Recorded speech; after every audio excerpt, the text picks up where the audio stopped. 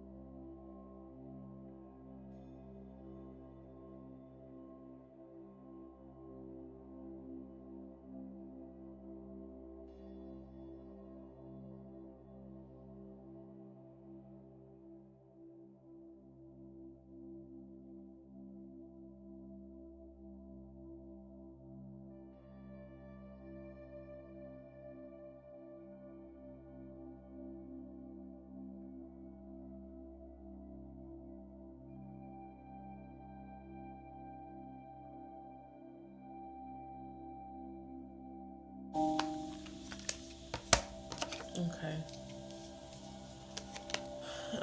Give me a moment because I need to. I didn't think about this till just now because I've been editing all this time. That's why I had to keep pushing back the start time on the live.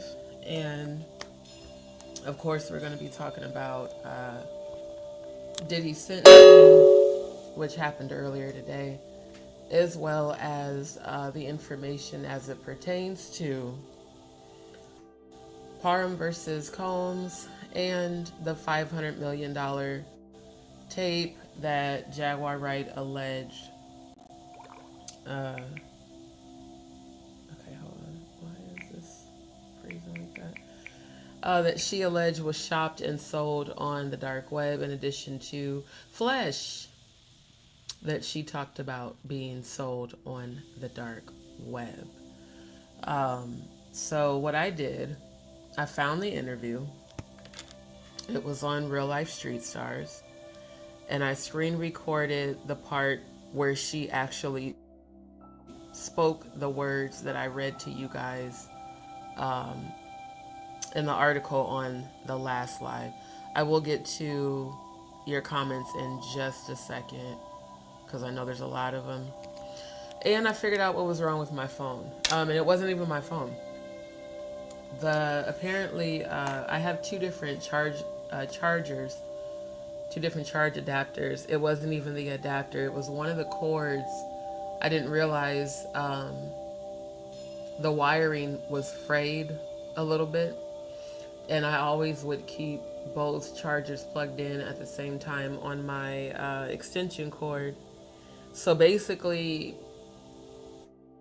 the charger that worked properly wasn't working because the charger with the damaged cord was draining the battery. Once I disposed of it, then my phone charged fine. So apparently it just was meant for me to do this live tonight, especially because I was able to take the time to do the research, find the content, do a screen recording, and present it, which I feel is a lot more effective than just reading the articles. Because like I told y'all, I don't have access right now to set up my laptop and green screen. So I'm using the mobile version, which does not allow me to share screen. Like I can't share screen YouTube or share screen any sort of website. But what I can do, I can upload video files and I can upload image files. So I took screenshots of the article. Well, actually, I researched multiple articles, but the one that I decided was the easiest to show you guys on Yahoo. Um, that article will, give the details about the sentencing. You know what pissed me off? Not this nigga Diddy attorneys trying to say that the reason he did what he did was because he had PTSD. Sir, see, when I'm not as tired and I feel better, hopefully tomorrow I'm gonna cam up. Cause right now I'm raising my hand. Excuse me, sir. You know how many of us suffer with complex PTSD and PTSD from childhood trauma? That is not no excuse for you to be a fucking deviant. That ain't no excuse for you to become allegedly abusive. Not even allegedly, you were convicted for being abusive. And shown on CNN beating the dog shit out of Cassie. Sir, I think you gonna need to visit BetterHelp.com, Diddy, if you think that you and your attorneys could try to use that as an excuse for the atrocities that you have done. Go on and get comfortable in MDC, because your ass ain't getting out no time soon. Like, for real. That was the dumbest shit I've ever read in my life. I was like, not this nigga really trying to say, well, he has PTSD and he saw his dad, he grew up watching his dad be a pimp, so then he decides to fuck off women too. So now you trying to blame the dead father for you being a piece of shit, abusive, goddamn deviant?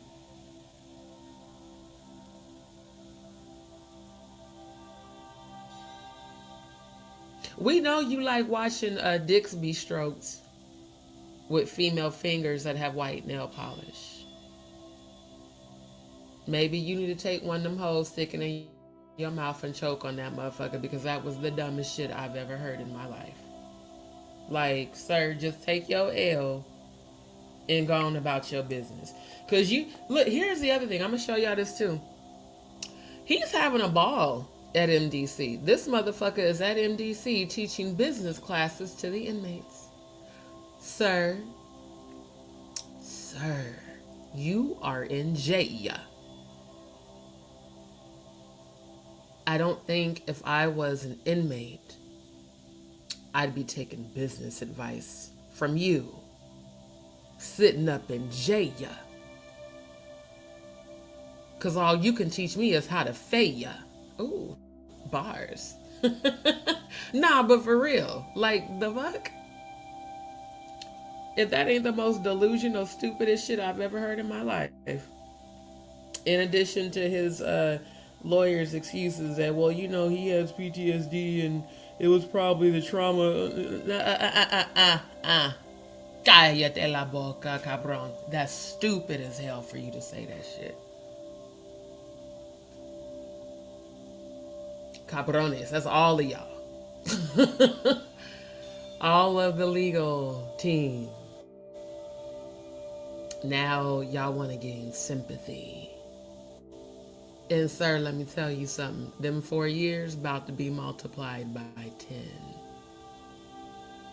Because you got 157 more coming your way. Okay? Judge Arun, I'm disappointed in you.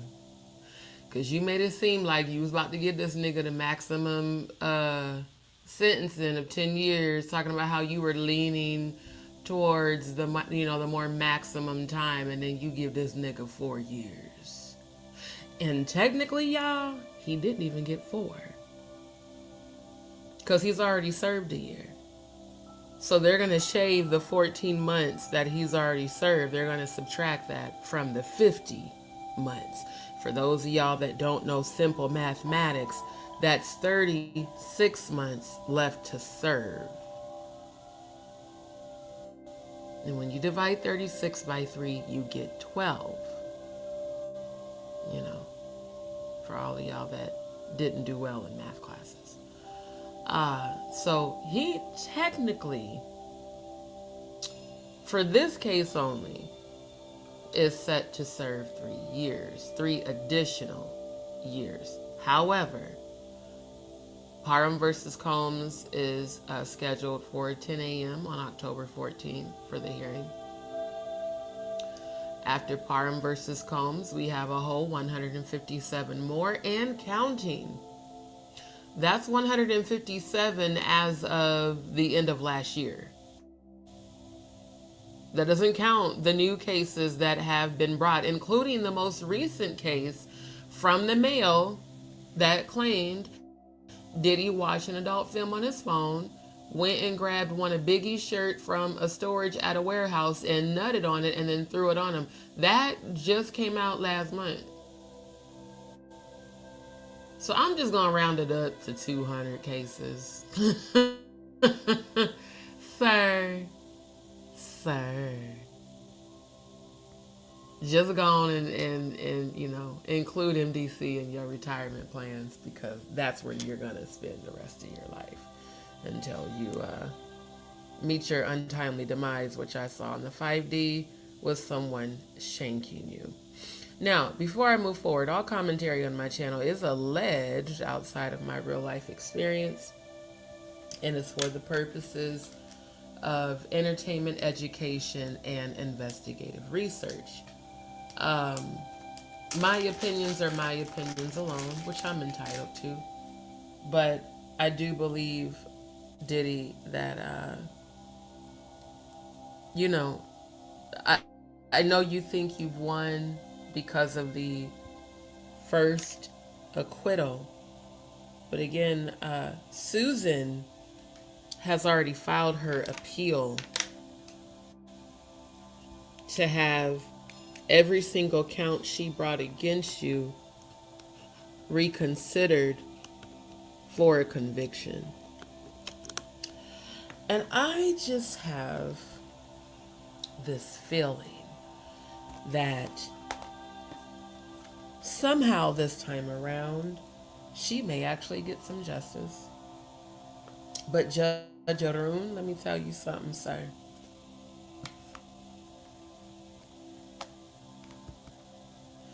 You made it seem like you cared about the victims. I do believe a part of you does. But I also believe that it's possible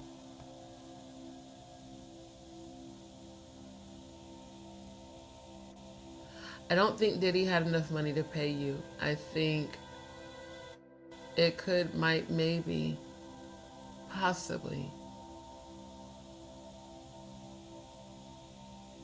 It could be a possibility that maybe your name was on either the Epstein list or the Diddy list or the Harvey Weinstein list or both. Possibly even the Nature Boy.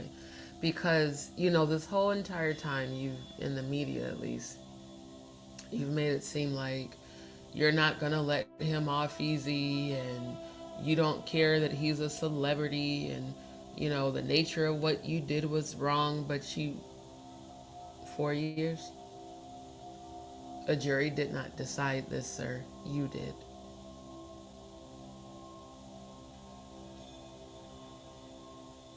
I keep hearing 40. I keep hearing 40 years.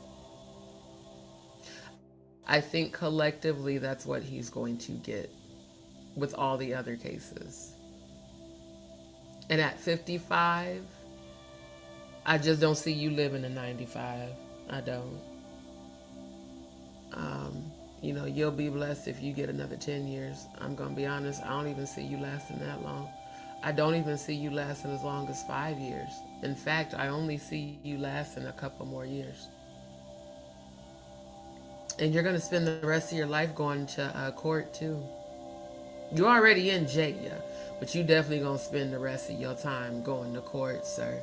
So, I don't, like I said, I believe some stuff Jaguar has said is true, and I believe some stuff she has said is bullshit. But the one thing that I do believe is that you probably did, might, maybe, could have possibly sold that $500 million tape allegedly on the dark web, because your ass is gonna need money for legal fees for a long time. This is only the beginning. Literally, this is the beginning. The Cassie case was the very first one. Parham is next. And Busby is literally scheduling 157 more. I just love to see it. I love to see it because everybody in their feelings about the 4 years. Everybody keep forgetting this nigga got a plethora of cases that, you know, I don't know why I keep hearing a mountain of evidence from the Boondocks. He has a mountain of fucking cases. Goddamn, he ain't about to. Yeah, yeah. He's not finna see the light of day anytime soon. Okay, is you not gonna charge? Cause hold on. I'm trying to prop up this other device. This is my old phone that I was on last night when I was commenting, and it's so old it still has a removable battery. Okay, so we're gonna get into the thick of things concerning the sentencing today. I'm gonna show you this video, and it is about 7.5 minutes. Also, if the live freezes, or if I'm no longer on the stage and it stops, be patient, because what that means is that the browser has, because it will just randomly load or drop. It'll just drop the network signal because I'm using a VPN, and StreamYard doesn't like VPNs. In fact, StreamYard keeps sending me notifications on the actual website to disable the VPN, which I'm not going to do. So, if I temporarily go away, y'all just be patient, talk amongst yourselves, please, in the chat, and I will be back as soon as I get because what I have to do is get the page to reload, re-enter the studio, and then unfortunately I have to re-upload all of the files, so all the image files for sharing screen and the video file. So just bear with me a couple of minutes if that does happen. Okay, seriously, hold on. I think what I'm gonna have to do is probably put the hell. Hold on, y'all. Okay, can you bring up YouTube? Because essentially what I'm gonna do is when I play the video files, since the StreamYard studio does not play the audio on my end,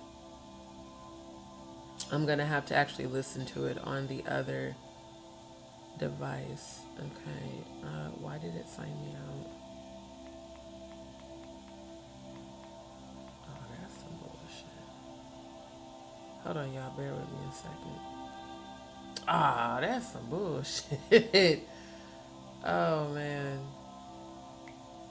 Because I think I'm gonna have to, damn. I might not. You know what? I'm gonna have to pop out. So it's probably gonna reload, and I'll just re-upload the files because it's making me sign in, and I gotta do all of my two-factor. Y'all bear with me. I'll be right back.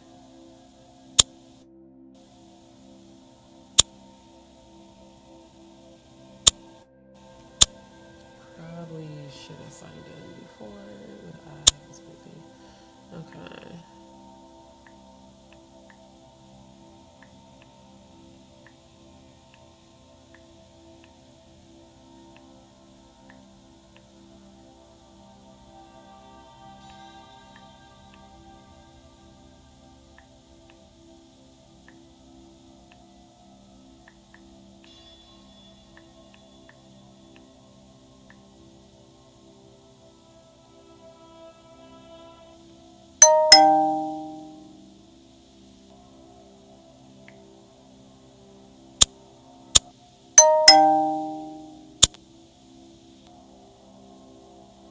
Oh, it didn't actually kick me out.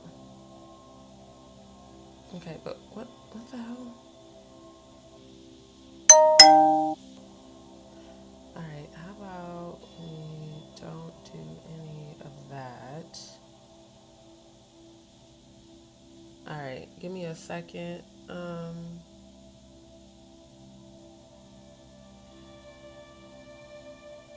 Trying to make sure it's on my actual channel because this phone is old as shit. It's crazy too because I remember this old phone when I first got it, and uh, I remember how happy I was when I first got that phone. Damn, I think I got that.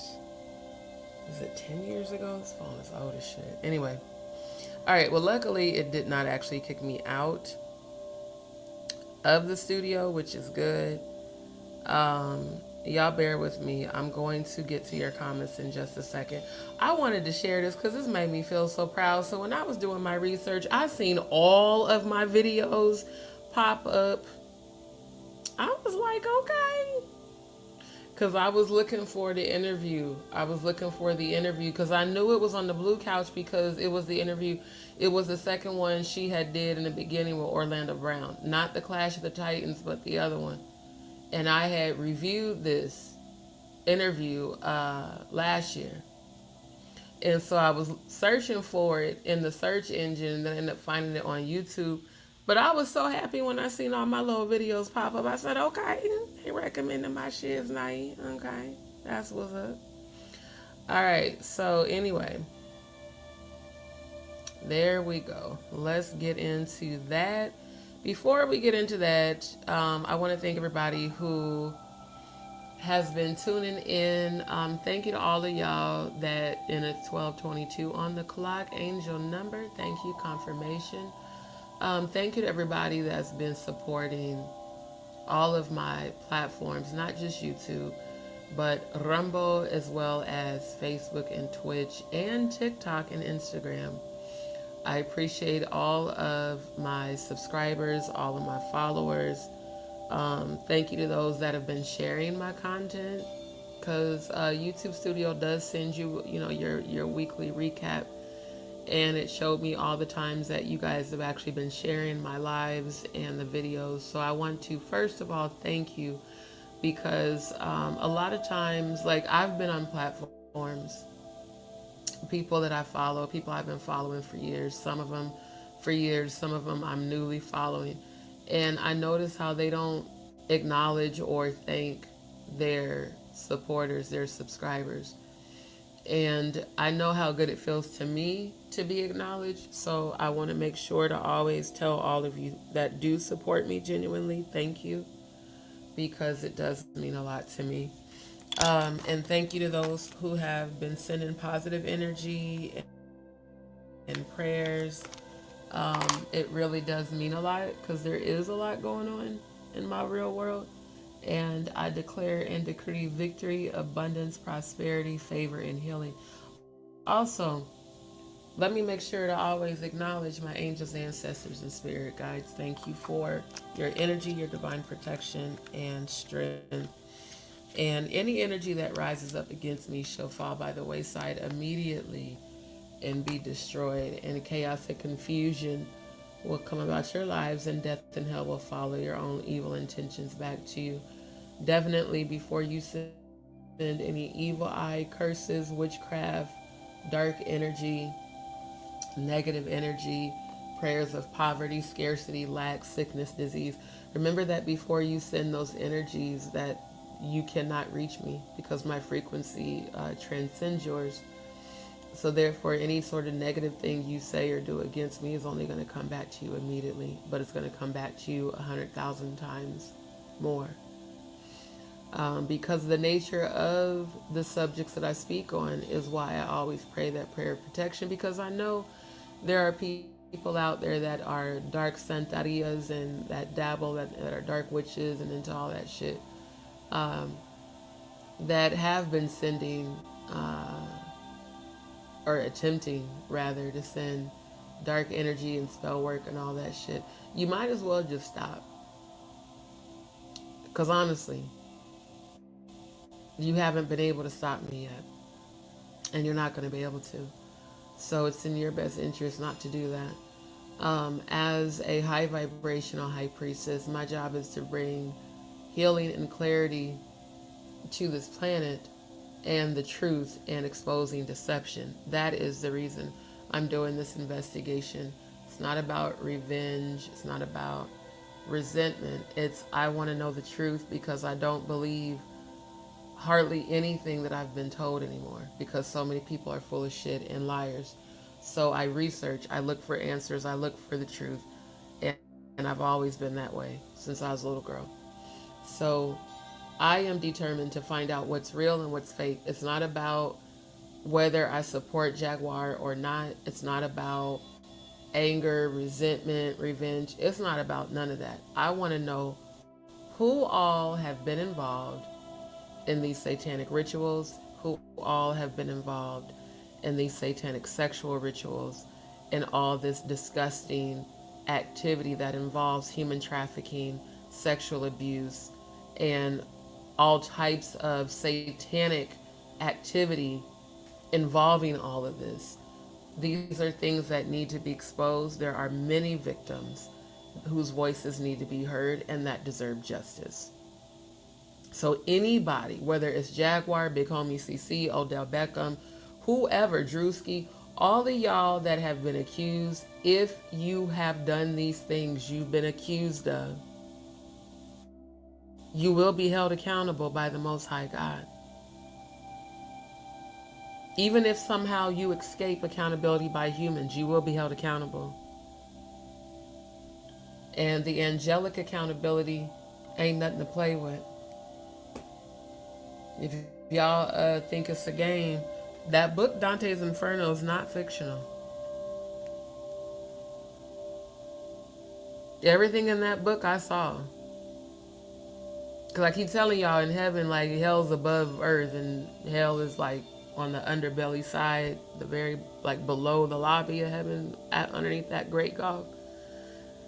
Yeah, everything in that book is real, but there's more levels than 9. Now, what you choose to believe is what you choose to believe. I'm speaking on my actual experience when I died and went to heaven. A lot of deception on this planet because this planet belongs to Lucifer, the light bearer, the morning star. Lucifer was a fallen angel that transformed into an angel of light of deception. So deception seems to be at the core of the Diddy hearings. Deception seems to be at the core of the Diddy accusations. Deception seems to just flow throughout the entire industry. So my question is, how involved was Jaguar Wright in the accusations, not only in Parham versus Combe, but the accusations outside of that?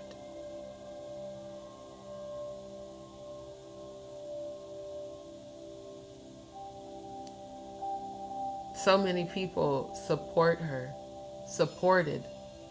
and still do, based off of you're this whistleblower. Her, Big Homie, Jonathan Hay. Those are in Ronnie Bo. Those are the top 4 from within the industry who have, and Gene Deal, who have made headlines for being pretty big whistleblowers. I'm not going to lie, I question all of them. And it's not because of anything more than the fact that you are from within the industry. So us who are not, how do we know what's real as it pertains to y'all's lives and involvement? Because that's a whole different world. Music industry, Hollywood, all of that is a whole different world from the average everyday person. So, we go off of what you say. I go off of what you do.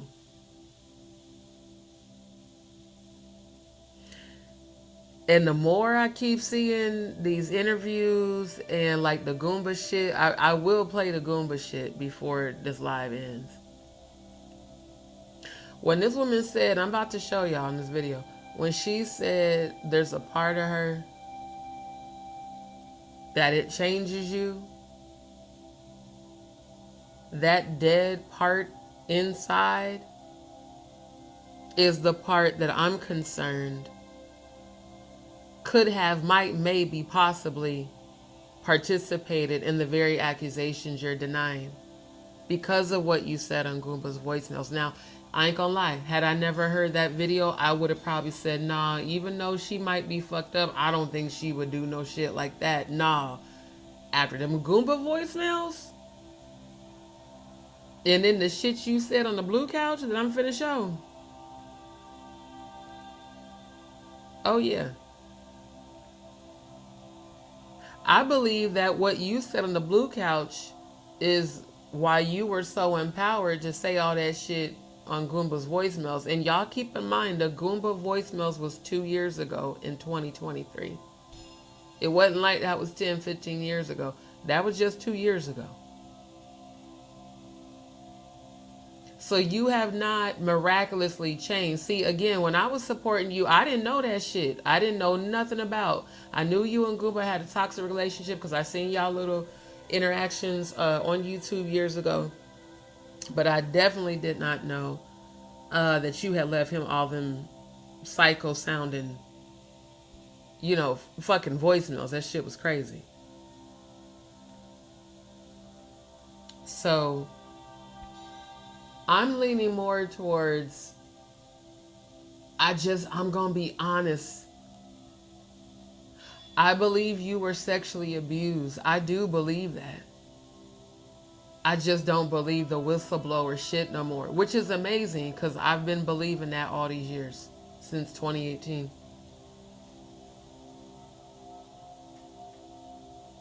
I'm not going to lie, I started having doubts in January. I just didn't say shit. Because y'all got to keep in mind, when every time Jaguar was on panel with me, I was getting emails during the lives. Constantly. Of all the people she called haters and trolls reaching out to me to try to convince me not to support her. And as y'all saw, I didn't fall for none of that shit. I was like, that's fam, that's this, fuck off, I don't care.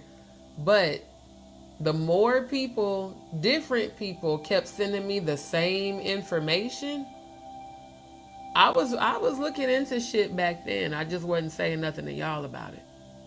Because I was like, okay, too many people done told me this story. Too many people done told me this story. Too many people didn't. So there got to be some truth to some of this shit. Now, mind you, do people just lie and make up shit? You motherfucking right. Because they've even done it to me on this platform. But when it comes out your own mouth, Jaguar, you can't say it's a troll. Because that's what you said. That's why I had to go find the interview.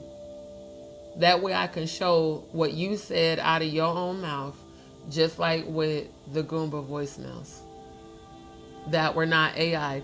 And just like with the Sam Jr. interview with Tasha K, which we will more than likely, I'll probably... I gotta go back and look at that live and see, was there any part there? I think, yeah, there was a part to that I did not give my reaction to, but I'm going to.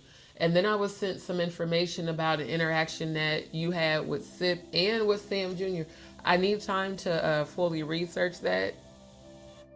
And once I do, I will present that and give a reaction. It just seemed, ooh, guilty. Damn, I heard that shit loud. Damn.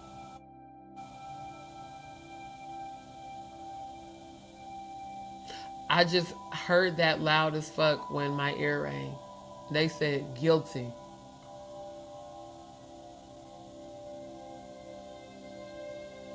I tell you what, I don't have to be an attorney to prove that. All I have to do is investigate, like I always do. Let me get to y'all's comments real quick. Good to see you, my good brother, Andrew. Thank you so much. I love that. Ready for you speak. Thank you. Good to see you, Cody. One and only mod squad in the building. Oh, these are the old ones. Okay, I see y'all was communicating. Why does it keep putting them up there and taking them down? Communicating. I definitely agree. It is definitely a slap in the victims' faces. But here's the thing: poetic justice is a real thing.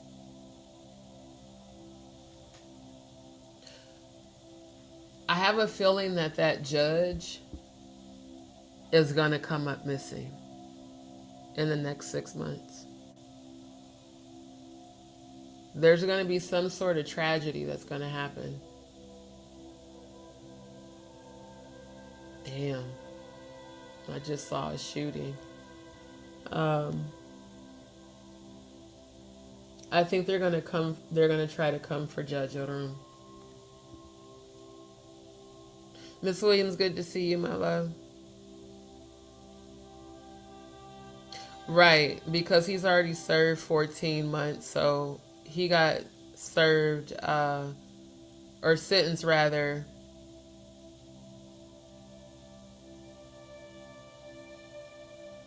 Because, see, what his attorneys was trying to say was that he should only have to do 14 months because the offense wasn't any of the more serious crimes since he was acquitted, and he shouldn't have to do any more time. They feel like 14 months is enough, and even the judge was like, no, that's not even reasonable or realistic considering the crimes that he's been accused of. Now, one thing I will say for Judge Arum is that motherfucker doubled down on not letting that nigga bail out. And he stood his ground on that. He was like, because I feel like given the accusations, he poses not only a flight risk, but quite honestly, he's already exhibiting behavior that he's just going to go out and potentially do the same thing. My thing is, if that's really how Judge Arun felt, why only 4 years? Because he's already served 14 months, so he's only going to do 3 more years. And then I'm trying to play simply talking about he was crying and nigga, you was facing 20 years and got 4 and your ass is crying? Nigga, no, shut your ass up. Stupid ass shit. I swear to God.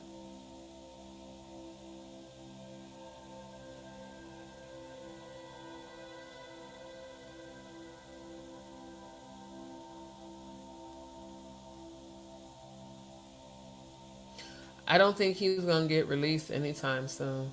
Not even after he serves.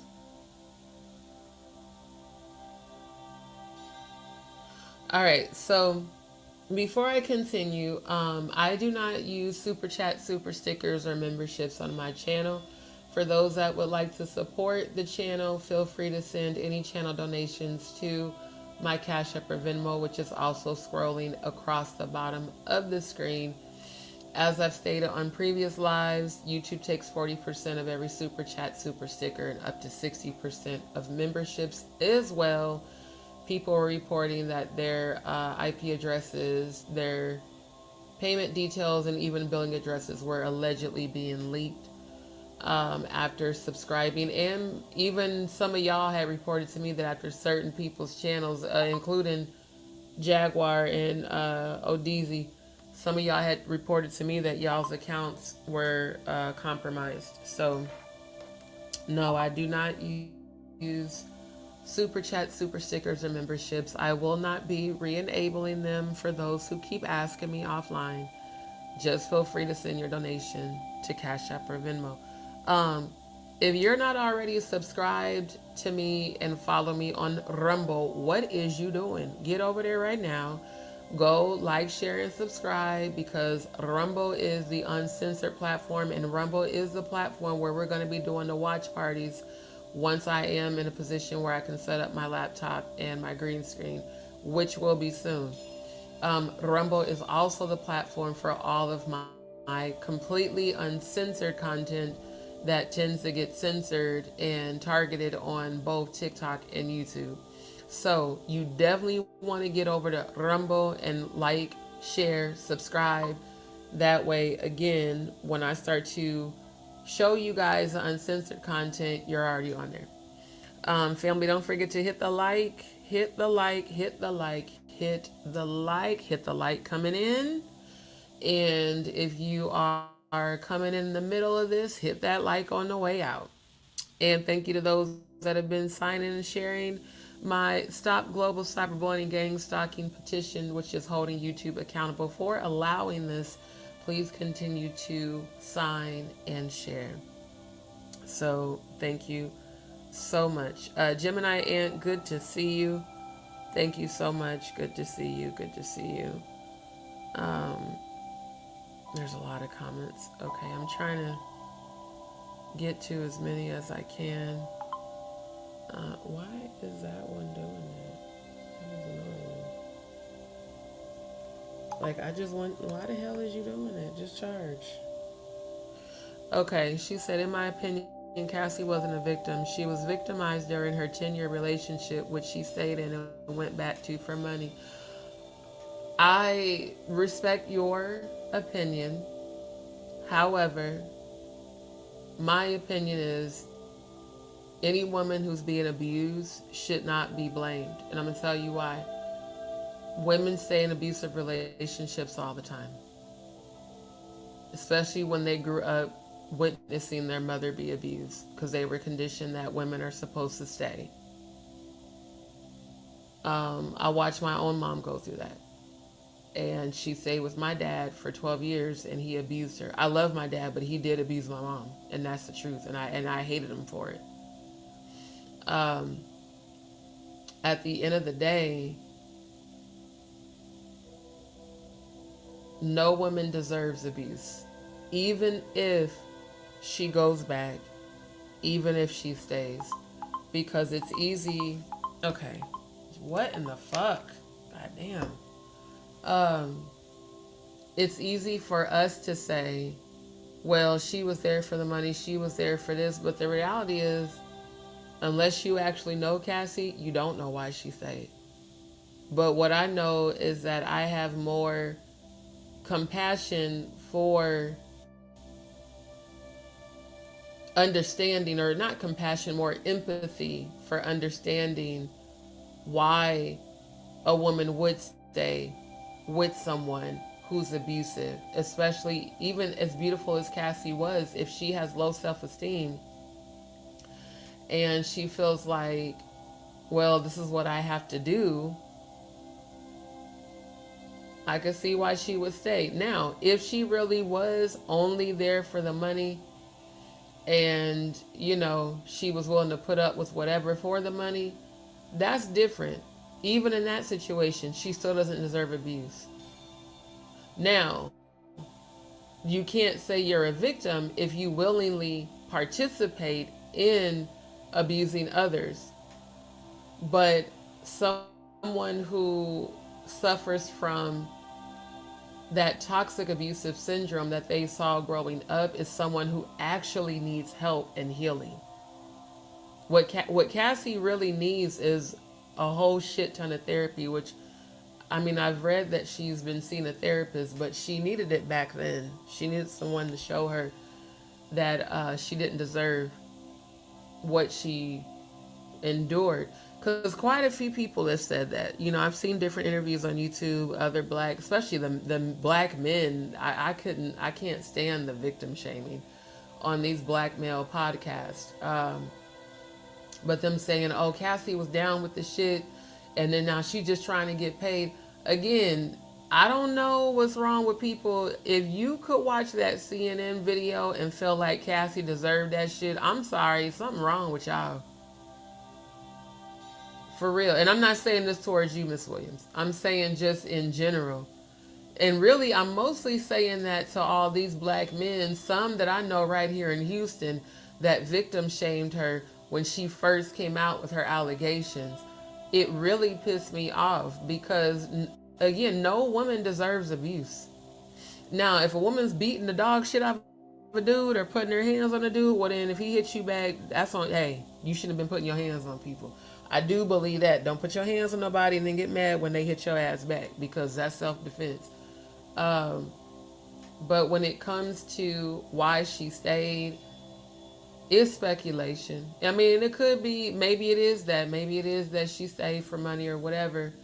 But looking at her in some of these photos, she definitely seemed to have a lot of fear in her eyes. And not only that, all the other accusers have the same exact story.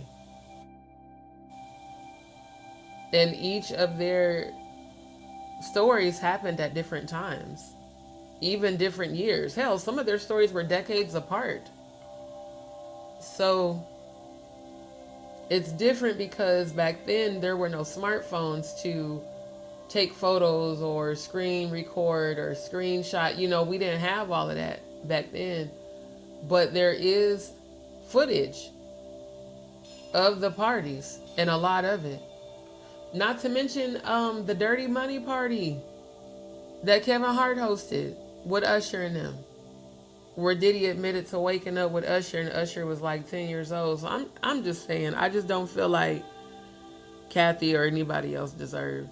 Even if she stayed, it's probably because she watched her mom get her ass beat, quite honestly. Against him a little harder. I think they will. Like, I really do. I think the other judges will. I believe some judges are going to play the game because allegedly they're on the list as far as on the invitation list. But I do believe that there are some that will do what's right, because who knows what judges might have women in their own family who have survived sexual abuse. So you just never know. Gemini Ant, good to see you. Thank you for tuning in. Usher was a victim. Justin was a victim, and possibly Ava was a victim, and they should be subpoenaed to testify. But see, here's the thing. Why would they subpoena them to testify when none of them are pressing any charges against Diddy, and they are alliances of Diddy? Usher is pretty much, in my opinion, his damn near his boyfriend, especially with that homies over hoes booty bumping dance them niggas was doing. And Justin has been silent this entire time. Justin ain't been saying shit, which lets you know he knows a lot, allegedly. And Ava's MIA. We don't even know where the fuck Ava's at. I've been trying to figure out where Ava's at this whole time. So I just don't see them subpoena. I mean, because what are they going to do? If Usher and Diddy been quiet this whole time, you think they get subpoenaed, they going to snitch? Nope. Because if they snitch, it exposes them. I do too. I definitely do. And the battered woman syndrome is they go back or they stay because they believe they're going to change. My mom thought her love could change my dad. Unfortunately, it didn't. Divorcing him did, because from what I was told by my younger siblings with my former stepmom, my dad never physically abused her.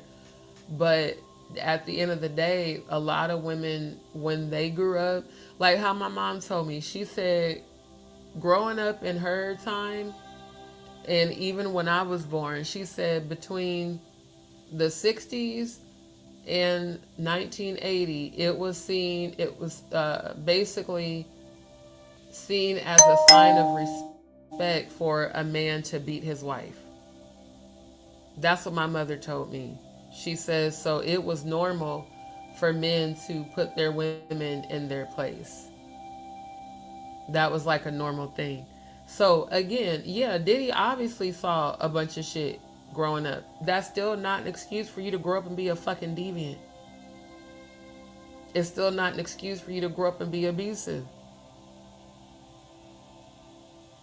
Like, so what? Okay, your dad was a pimp, so then you decide to follow in his self-destructive footsteps and be worse than him? That's not an excuse. And to each their own. The reason I disagree with that, Miss Williams, is because of all of the evidence. I think if Cassie was just money hungry, she would have pursued money years ago. I mean, it ain't like 2024 was the first year that people was bringing lawsuits against celebrities, you know. But that's just my opinion. I don't think it was all about money for her. I think He absolutely did that shit to her. I do feel that obviously for her to have been around that long, she was had some level of comfortability, but then we also have to bring into account Kim Porter. Kim Porter was his baby's mom. She gave birth to this nigga's kids and talked about how wasn't it Kim Porter that had her jaw broke or her nose broke and he flew in a surgeon to get it fixed? She stayed. So I mean, how is it any different? Kim's voice was never heard because she was sacrificed, in my opinion. Kim will never get justice. And she stayed and talked about how he was abusive in the book and went right back. So I just don't think I don't think it's about money. I think that could have played a role in it. But I do believe Cassie's stories. I do. Usher was a victim that was groomed to be the aggressor. He is the one who brought Justin and Diddy. Yeah, absolutely. Yep.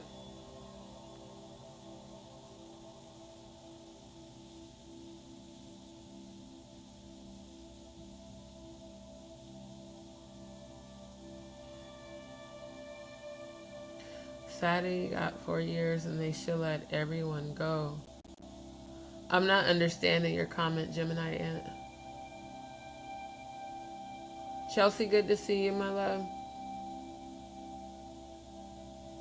Thank you, Miss Williams. Appreciate that.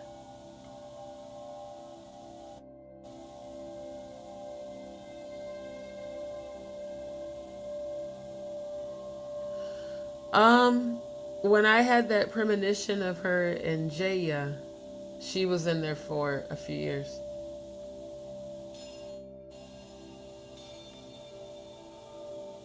Right. Yeah.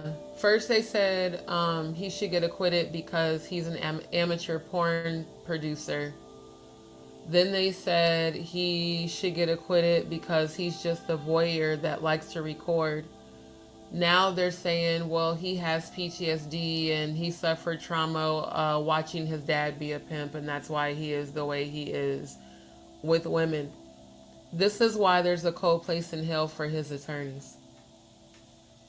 Because the level to which they're going to lie and go to bat for him and completely disregard the victims is disgusting.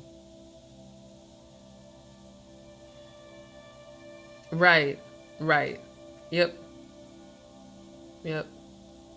Neptune Pisces, good to see you. Thank you for tuning in.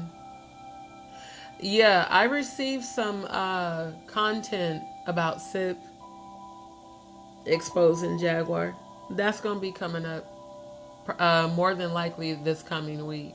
I'm going to give my reaction review to the content I was sent. Um, all right, love, thank you for tuning in. You said, when are we on Rumble? I'll let you know. No, I don't think you were never a mod on Rumble because I don't even know how to set up mods on there yet. Uh,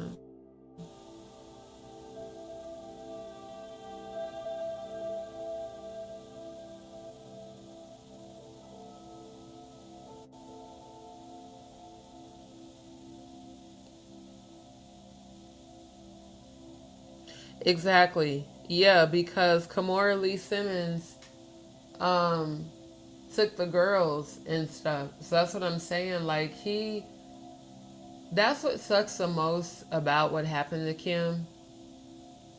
Because if Kim was alive right now, she would be corroborating Cassie's story. Even though technically Cassie was the side bitch, I got so much respect to Kim for even having any sort of civil relationship with her. And not only that, you know, I wondered, since that was the case, since Kim was the baby's mom and was there at the house with Diddy, Cassie and Jane Doe were girlfriends, which means he clearly had side bitches which most bisexual rappers do to make it look like they're, you know, this male hoe, but they also be dicking down men in the background. Um, the strength it takes to be civil with a chick that your nigga is fucking behind your back is insurmountable. Uh, and even the fact that, like, you just never heard of Kim going off on Cassie like these ratchet, you know, reality TV people do now, where they're just fighting over men and all this dumbass shit. And then fighting over a nigga that likes niggas. The irony on that. Just like with Nicki Minaj and Cardi B. Why are y'all beefing about dudes that you don't even like? Like, y'all both have said that Offset was allegedly down low. Why the fuck they're fighting together is crazy. I'm gonna be posting the Just Hilarious, shout out to Just Hilarious, Just with the Mess video that I edited earlier this evening, because some parts of it, pretty much all of it, is funny, but the part that I find crazy is when I see these women who know about each other fight over a man who's playing both of y'all. Y'all fighting with each other and he's playing both of y'all. And he knows if he can keep y'all fighting with each other, he can still keep fucking both of y'all. Because both of y'all are going to keep vying for his affection. It's, you know, it's typical shit. So this stuff with Cassie and Kim Porter and the Jane Doe and all the other people, it just seems like Diddy felt he was above the law because of how much dirt he allegedly has on everyone who's in high places, including President grabbing by the pussy. So it does suck that they only gave him 4 years. However, this is just one case. One out of damn near 200. So I wouldn't be that distraught. So it says the court is not assured that if released, these crimes would not be committed again, Judge Arun said on Friday. And that's what he's been saying. That's why he kept denying his bail every time. Because he's like, I just don't believe you won't do it again. So yeah, he was sentenced to just over 4 years in prison on Friday today after being convicted of transporting women to participate in drug-fueled sex marathons. In July, a jury found Combs guilty. Okay, we already know all that. Next. Because I want to get through this so I can get to the video of Jaguar.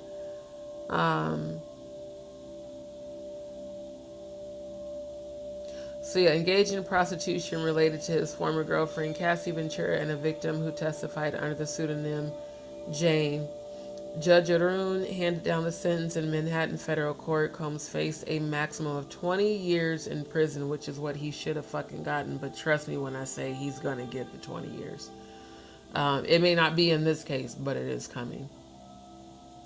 So it says Combs faced a maximum of 20 years in prison. Federal prosecutors asked for a sentence of more than 11 years in prison and to impose a maximum fine of $500,000. The defense sought a sentence of no more than 14 months in prison. Now,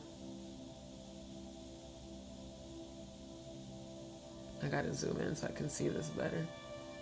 The prosecutors wanted him to have more than 11 years, which in my opinion, he definitely deserves. And to impose a maximum fine of $500,000. Now, the judge did do the fine. However, if you're a millionaire and you've got hundreds of millions of dollars, 500,000 is not that much. And that's if he actually has that money, because the streets is saying that he's broke, allegedly.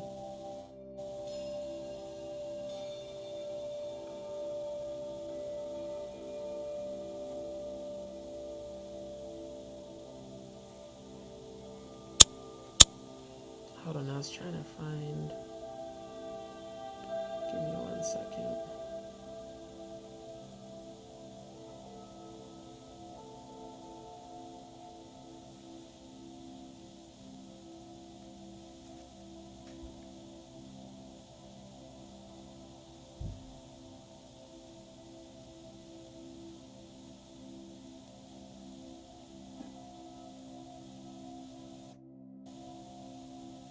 Okay, there we go. I was looking for that.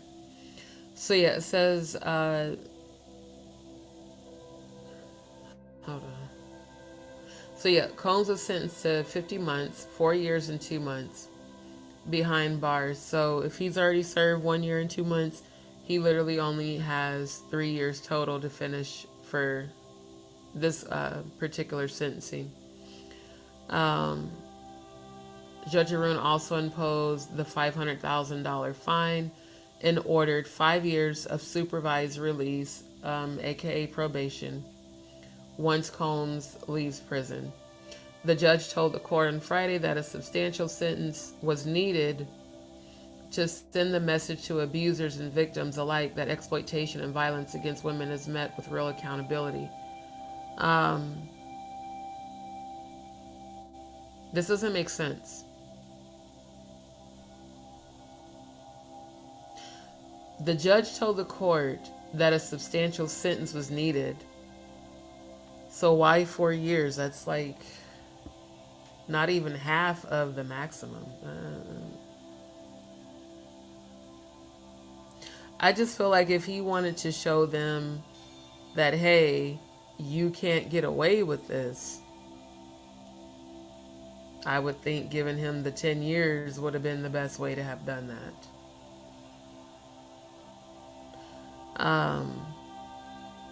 Says the prosecution defense addressed the court on Friday. Combs called his actions disgusting, and begged him for mercy.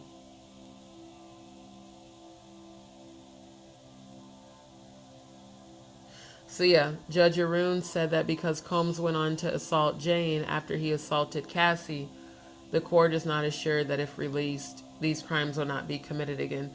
So again, I give him that because honestly, I expected for him, because it's easy for some judges to be paid off, allegedly. At least, you know, at least he didn't let him bail out, which a lot of people assumed he was going to. Oh wait, that's the same screenshot. Hold on, let me pull up the other one.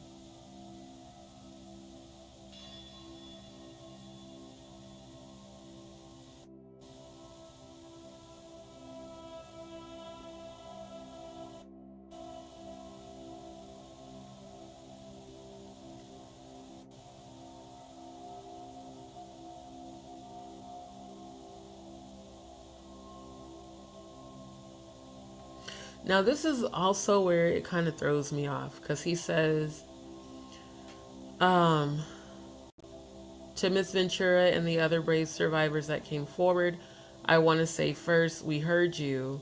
I am proud of you for coming to the court to tell the world what really happened. So, again, if all of this is the case, why the 4 years? Why not at least 5? Like, it just doesn't make sense to me at all.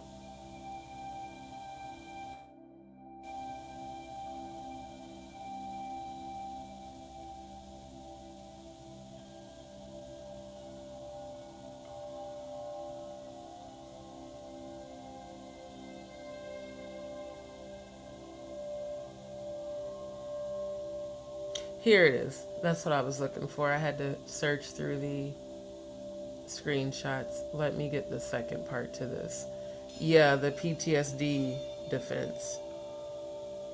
Like I said, these motherfuckers have no shame whatsoever. They will lie through their fucking teeth, knowing damn well that that shit was wrong, and then basically try to get him excused from it. So yeah, Combs had PTSD.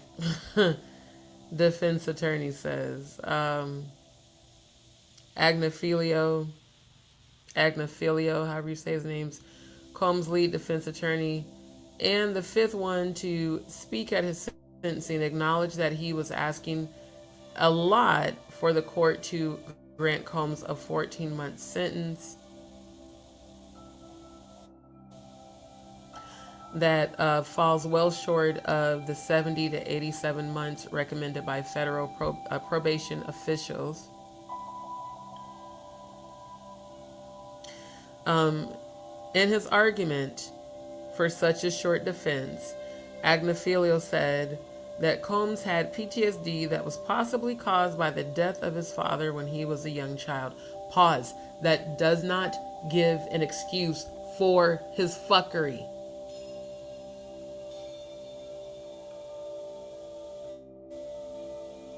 Everybody in this chat right now grew up in some sort of abusive like environment as a child.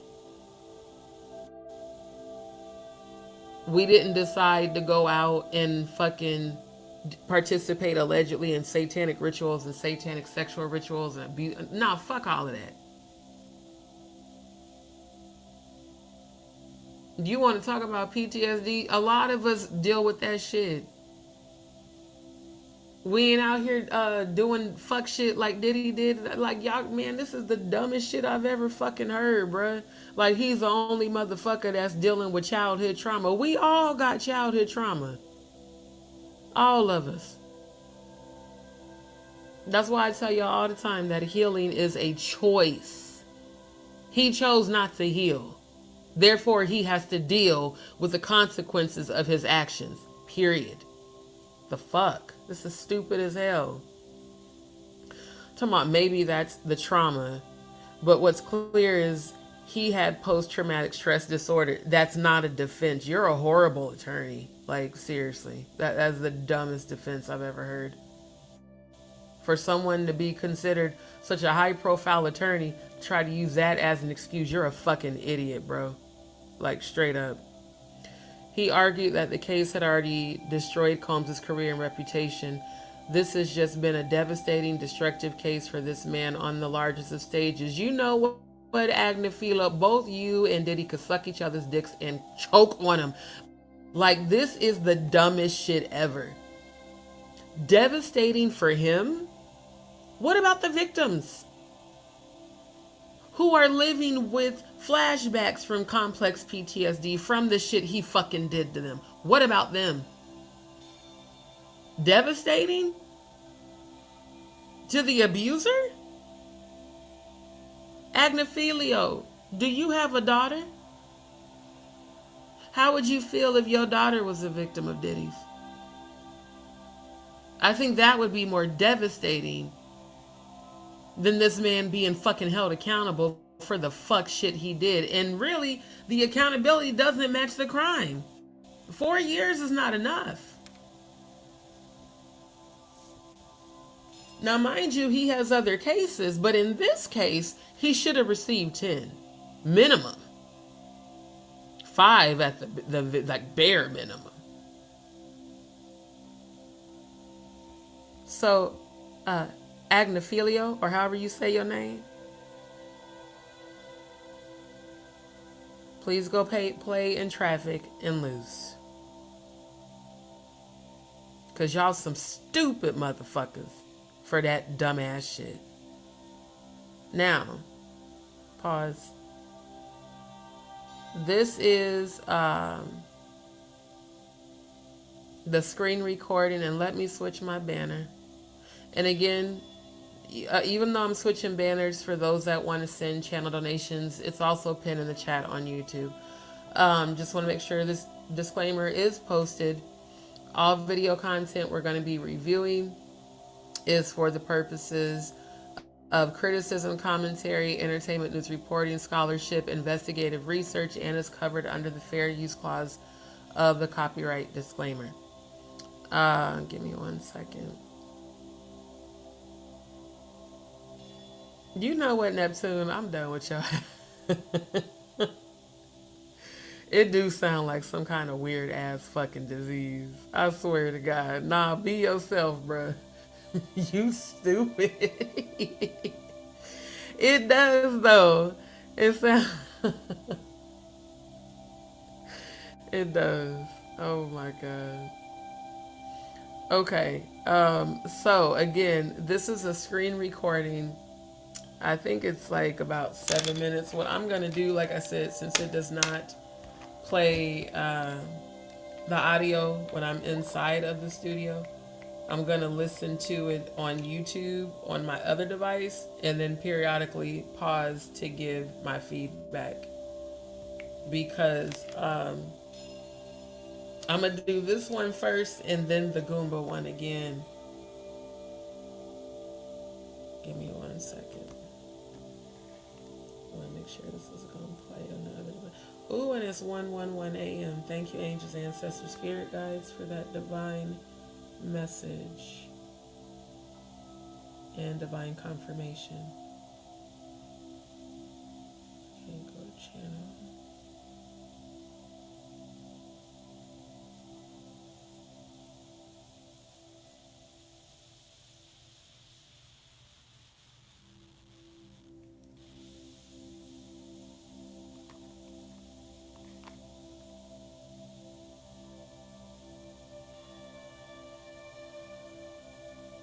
Okay. Try to make sure I can hear it on the other device.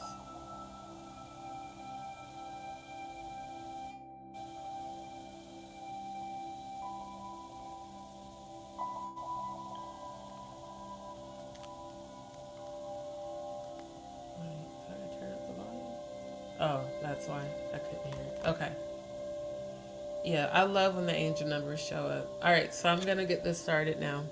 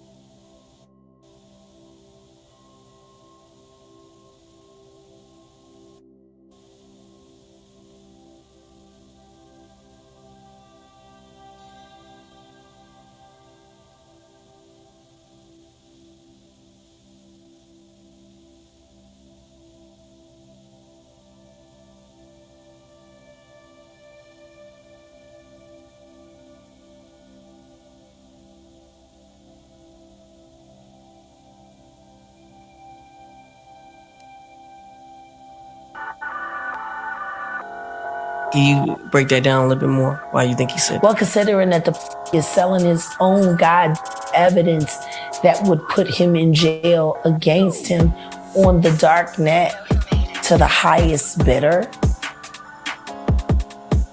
Why would he sell evidence of his debauchery and savagery? Why would he sell on the dark net his tapes of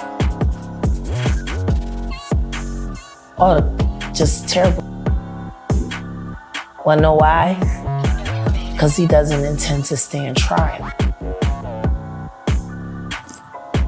Is he protecting people, or are people protecting him? Oh no, he's selling it because he needs the cash.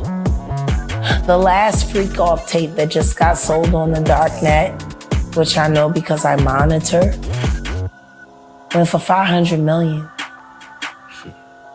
It had multiple stars in it. Nicki Minaj, Rihanna, Chris Brown.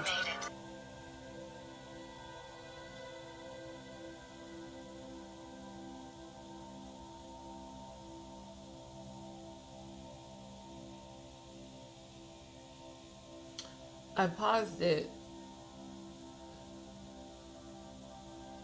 because, again,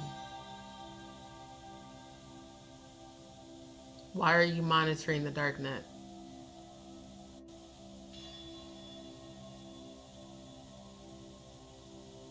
Like, how do you know he's having money problems? Have you talked to him? How do you know Diddy's financial situation, Jaguar? See, when I supported you, I didn't know that. Wait, what? Hold on. I didn't know that this was something you did. It's real suspect. It's actually extremely suspect. To not only be on the dark web, but to admit to monitoring the dark web.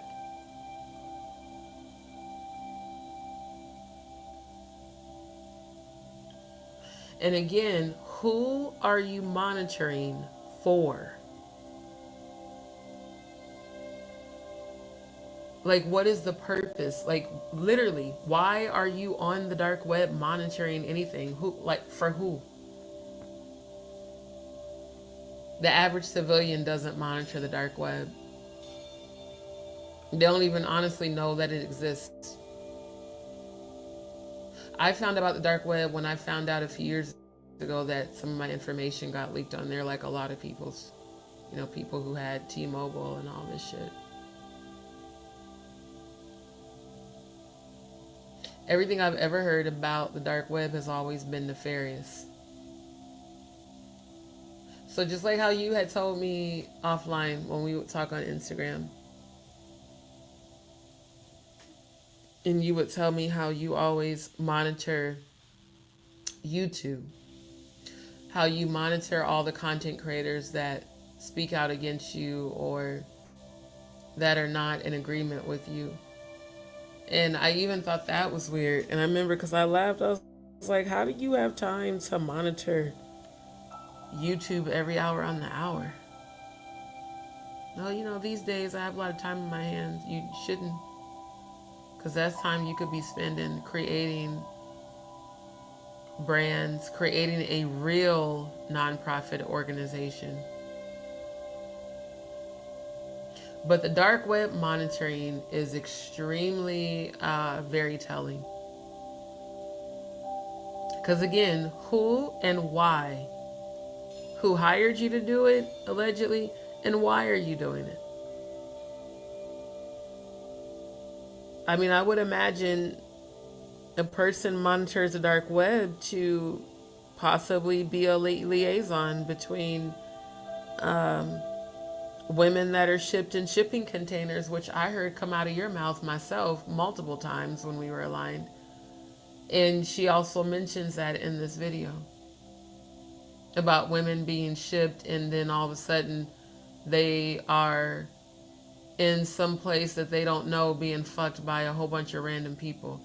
Again, how do you know that? A whistleblower, a defender of freedom and advocate for survivors of sexual abuse isn't even in close enough proximity to environments like this to have firsthand knowledge of what goes on unless that person has been present to witness what's going on. Allegedly. And maybe now there is some truth to what the people who you previously, when we were aligned, called haters and trolls, maybe there's some truth to what they were saying about. I mean, because they were saying it last year, especially after you started appearing on my panel. All kinds of people were DMing me, emailing me, telling me that you had been involved with the shit. Don't believe her. She's a part of it. She's lying. She's using you for, you know. And I'm like, using me for what? Well, because you're always promoting her and your spiritual gifts and you're always, and she's not who you think she is, D. Oh, so many people told me that shit. And because I wanted to be loyal,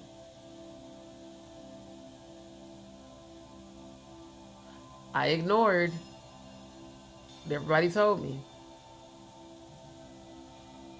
Well, I'm not gonna go by what y'all say. I'm gonna go by what she does. The reality is, you behave like someone who has participated allegedly in these events. You speak like someone who has been involved allegedly in these events.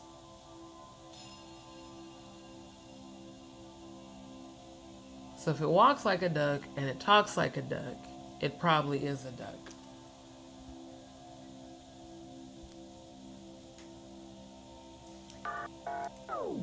Justin Bieber, Drake.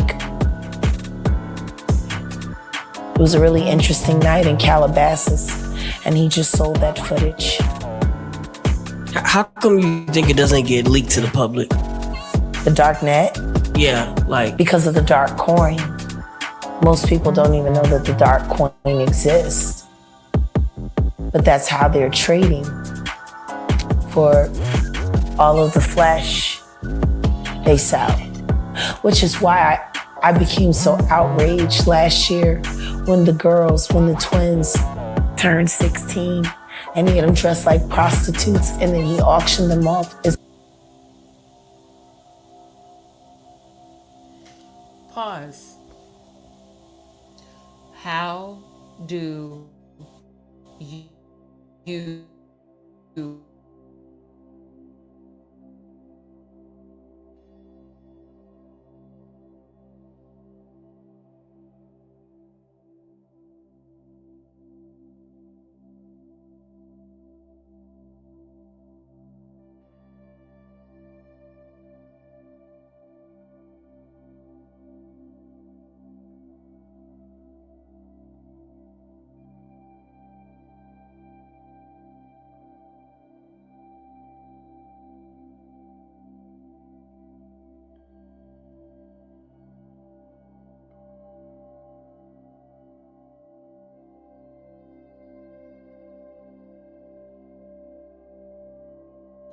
know?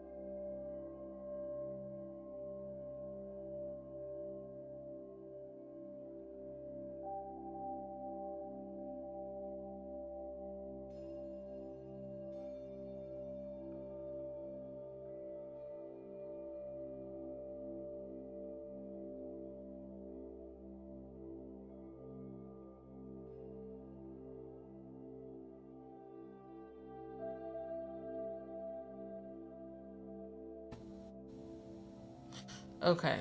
Yeah, the network signal went out. I had to disable and re-enable the network signal.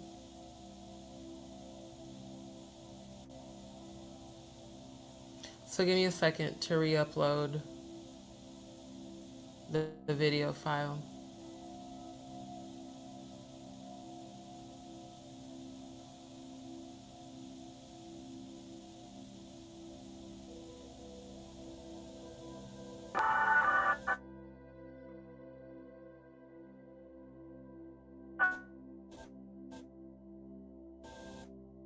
I didn't get to see the timestamp on the video. Man, come on. This is annoying. It's getting real old with StreamYard. And unfortunately, I have to use this platform to share video because it's like the signal keeps fading in and out. Let me listen because I can't remember where. I didn't see the timestamp right before it reloaded.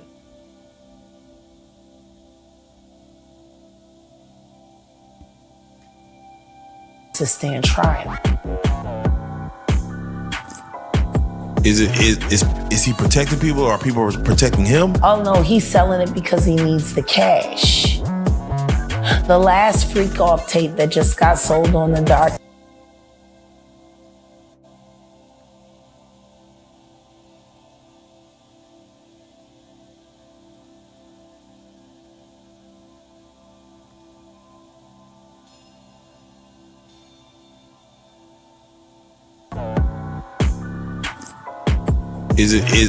Is he protecting people or are people protecting him? Oh no, he's selling it because he needs the cash. The last freak off tape that just got sold on the dark net, which I know because I monitor, went for $500 million. It had multiple stars in it. Nicki Minaj, Rihanna, Chris Brown, Justin Bieber, Drake. It was a really interesting night in Calabasas, and he just sold that footage. How come you think it doesn't get leaked to the public? The dark net? Yeah, like Because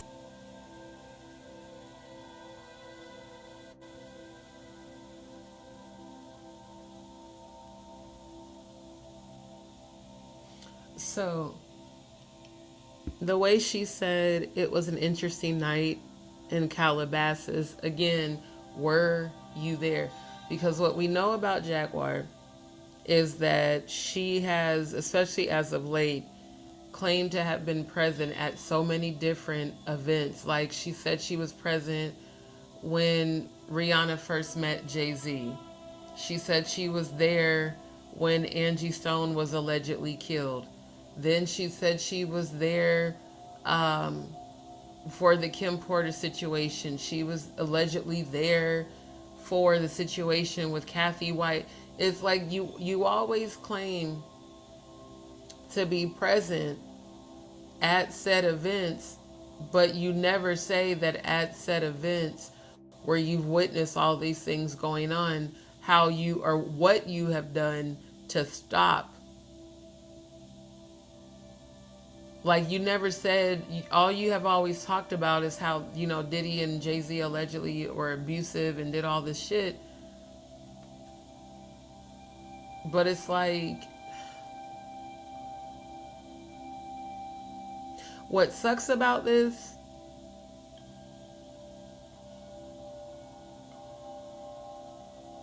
if it really does come out that you've been lying this entire time,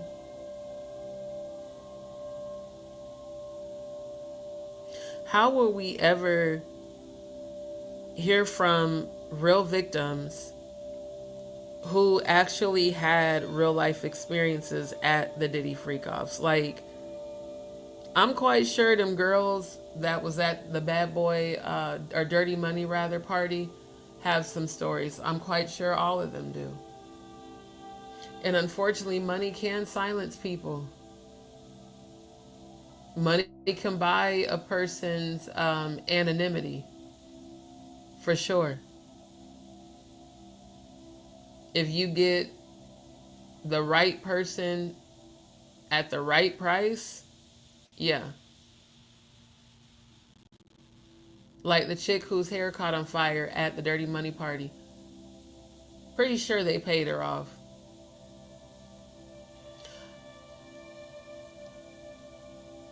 Jaguar, I feel like you're going to be forced to have to explain how you know all this shit that you've said in this interview. And this video is available for fair use to be shared, even though it's from the Real Life Street Stars channel. It's fair use once it's publicly available. Yeah, I hope they make you explain what you're saying in this video in court. I hope they make you explain how the fuck you have this much knowledge about the dark net and the dark coin and flesh being traded, which is human sacrifice and human trafficking. How the fuck do you know all of this shit? How is that possible?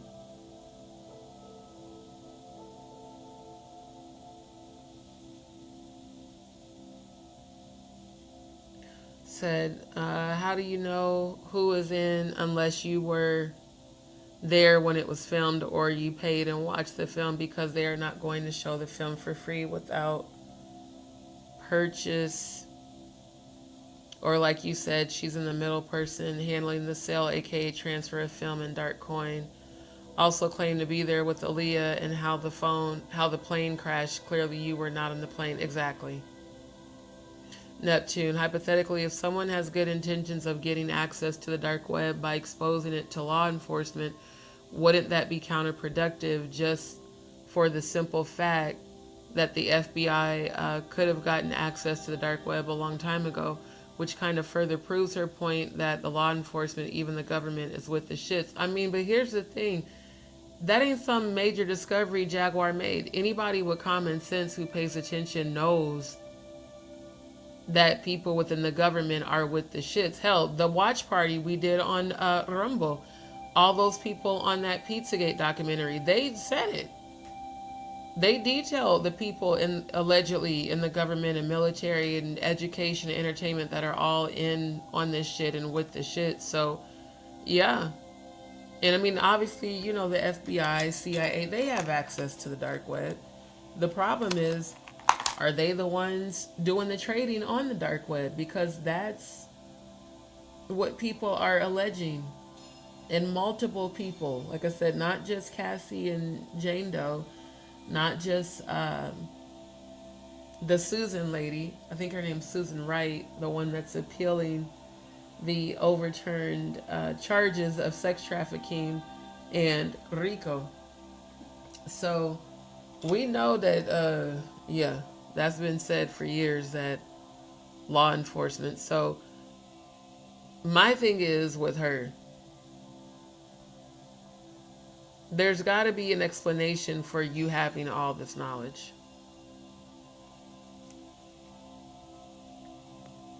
And when I say knowledge, I don't mean knowledge in terms of your stories. I mean knowledge of all the details of what goes on concerning people being traded. See, this almost, I'm not gonna lie to y'all,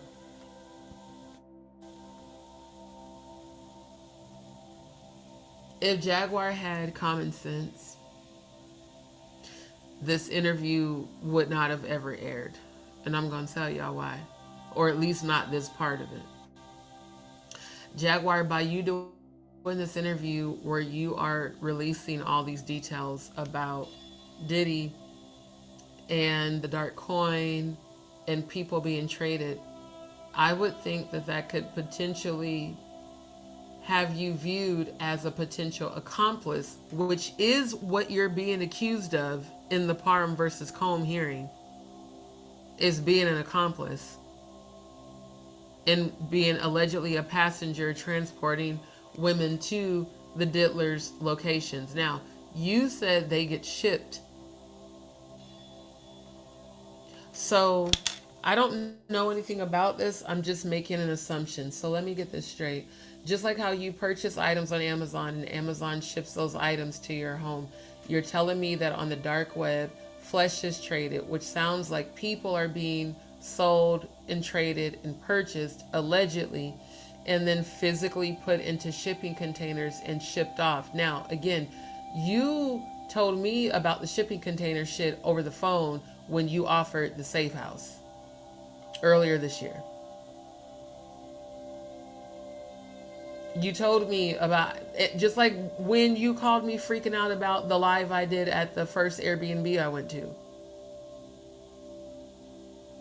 D, they could show up at your place at any point. At any point, Danny Robertson and the rest of them could show up and abduct you and try to take your life, or they could, abduct you and put you in a shipping container and have you shipped away on another country or another side of the country. Like, she just really was adamant about the whole shipping container scenario and the safe house.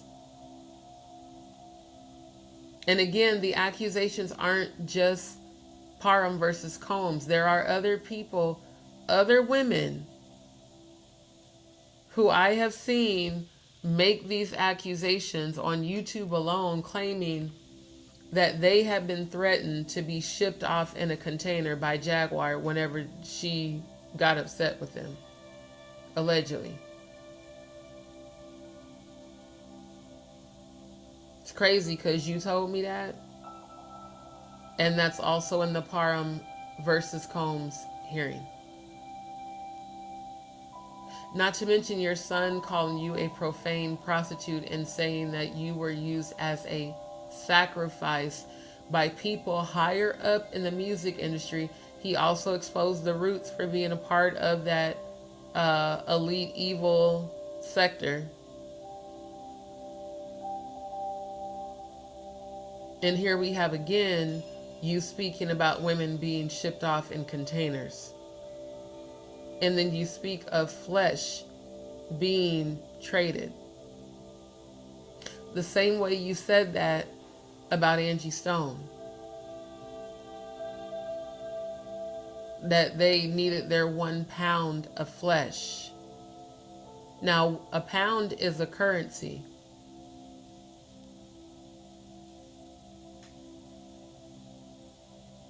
So my question is, how involved? Exactly how involved were you, allegedly, with Diddy and Jay-Z? And again, why was your son Giovanni ever interning at Roc Nation?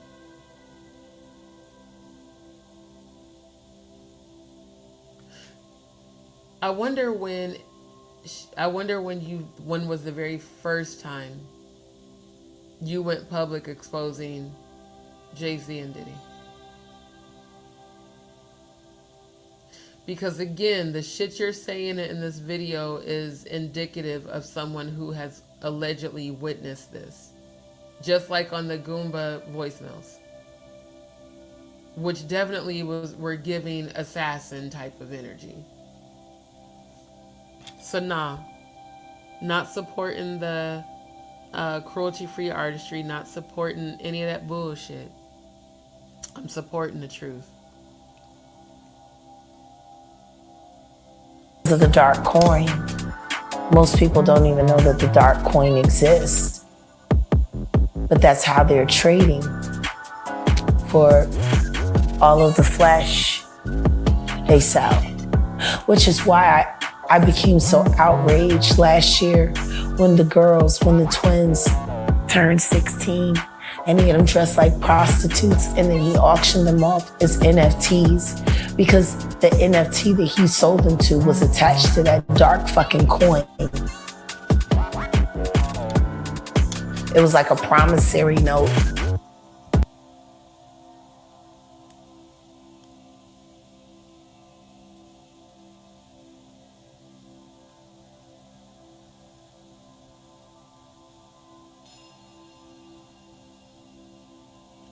So again, she specifically says the dark coin is what is used to trade and purchase flesh.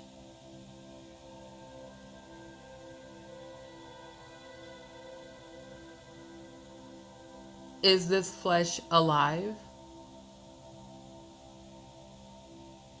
Or are they purchasing parts? Or is it both?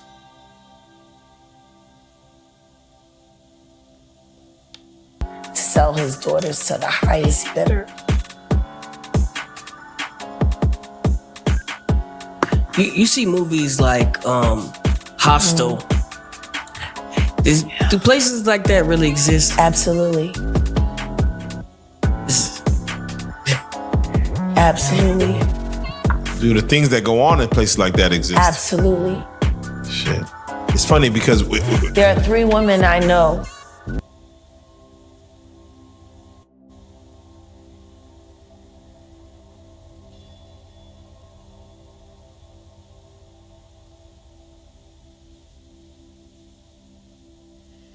Pause. They asked her if the movie Hostel, I don't know if you guys have seen it. I saw it years ago. They asked her if the movie Hostel is real. She said absolutely.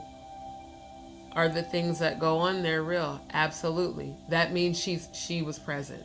Now again, I'm going to say allegedly for the sake of YouTube, but the agreement with the questions, you could only know that absolute if you were absolutely present.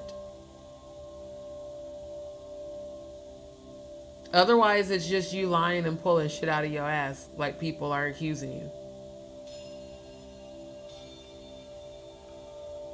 Exactly. And in the movie Hostel, it's about women and young girls being abducted and sold into sex trafficking through safe houses.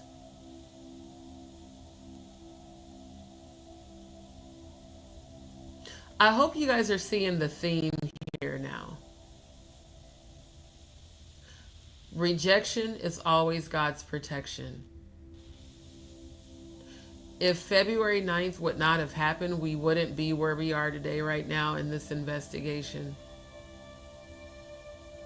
Because again, Jaguar knew about my living situation. So did Odell. They did not offer any help. Odell said he was going to reach out to some people he knew out here, never did. She was like, well, you should have told us before so we could have did a fundraiser to help you. Y'all did discuss multiple times doing a fundraiser, even on my platform and on the Tanya Rubin's. Y'all never did a fundraiser for me. You never did a fundraiser. You didn't offer financial help. You didn't offer any help. Instead, you spoke down to me about how I need to do better for myself instead of recognizing that I've got a condition I need surgery for. It's very serious. Then you also went on and on about yourself, about how you used to do this and you would do that and this and that. According to your son, you've been a prostitute, and actually specifically his words verbatim were a profane prostitute and succubus, that you have made a career off of conniving men out of their money. Now that's according to your son who lived with you. That's not me saying that. That's me repeating what your son, Sam Jr., said about you during the Trafficking video. So I just don't think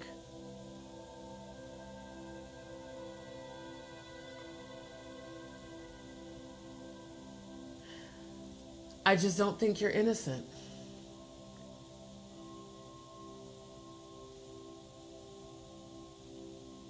You have just publicly admitted to witnessing the sale and trading of human flesh.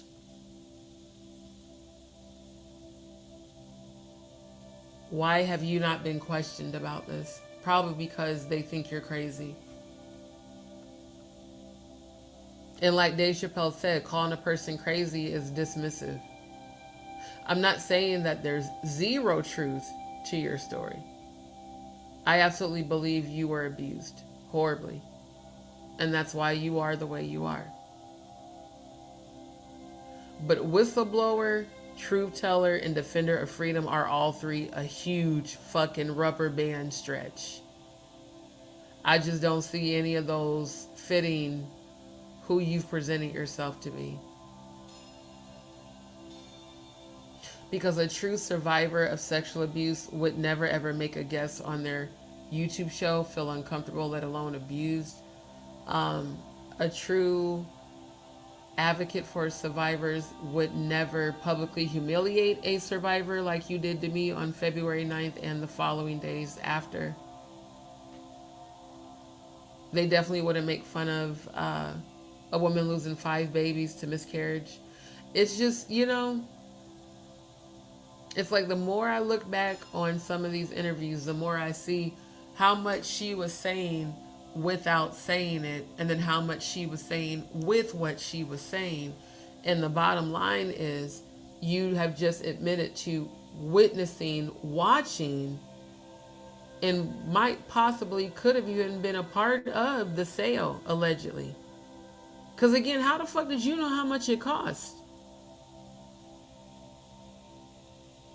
I haven't been on the dark web. I don't know how it goes. I don't know if it's like social media where there's a post in a feed and you just saw Diddy name with a $500 million check. Like, how, Sway? How the fuck do you know this shit that you are claiming with such veracity?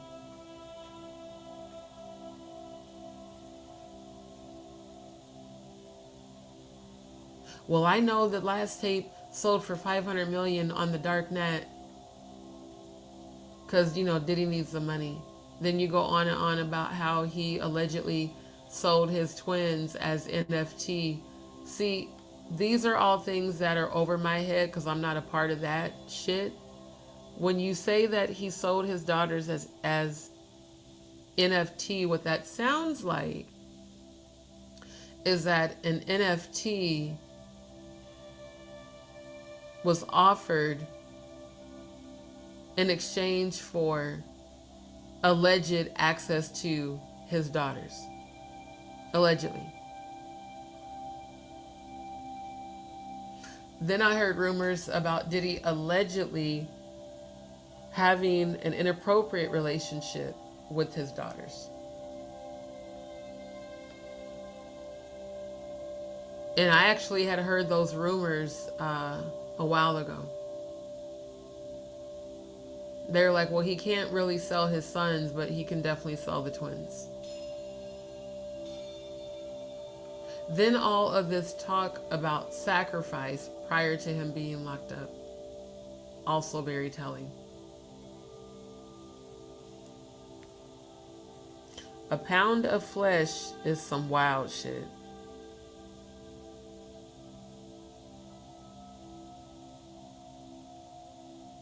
Cody, elite rich people pay for a membership to torture and unalive humans and hostels, so that's pretty creepy.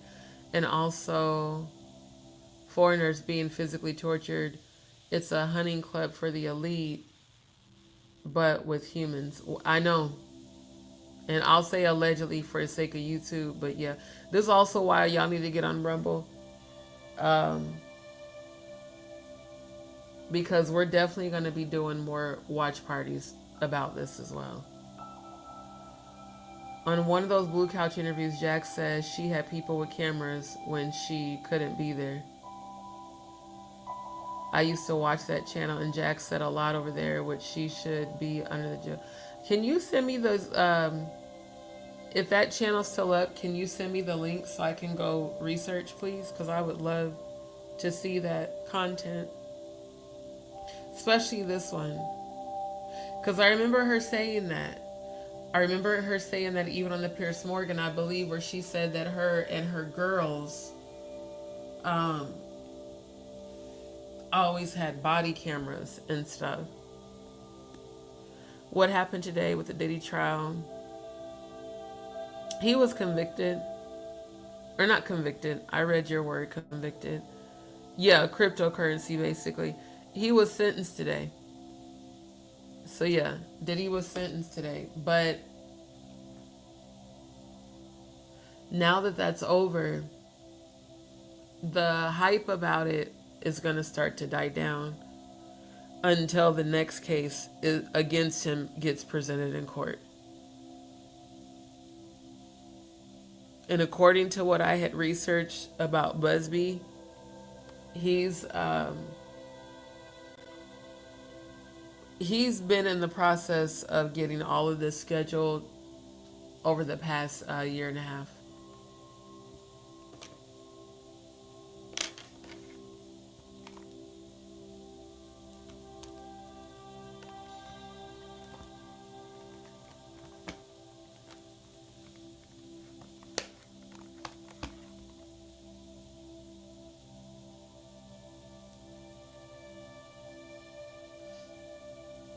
right now in my life. They've been in my life for 6 years.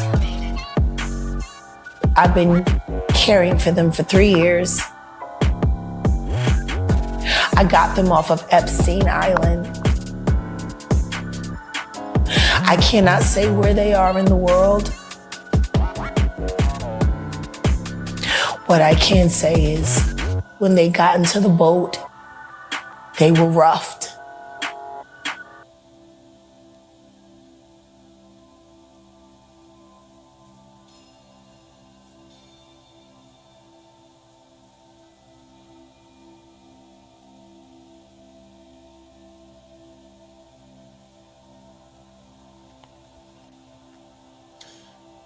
How did you get to Epstein Island?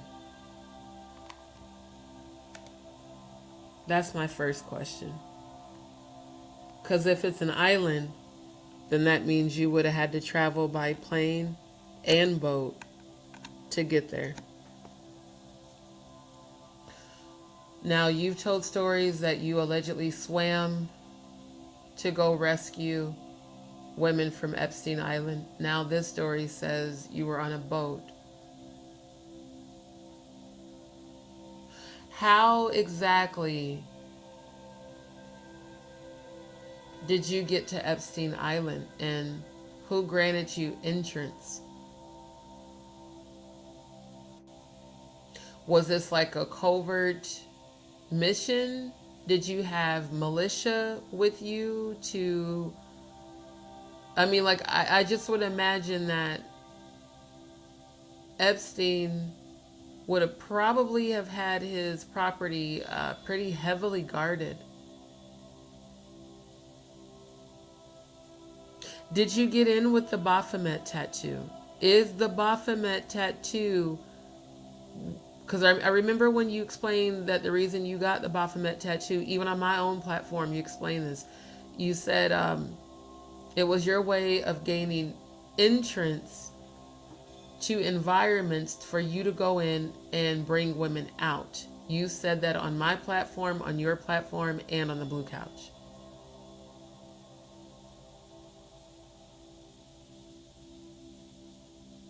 So, how did you get to Epstein Island? You caught a flight. Then you caught a boat.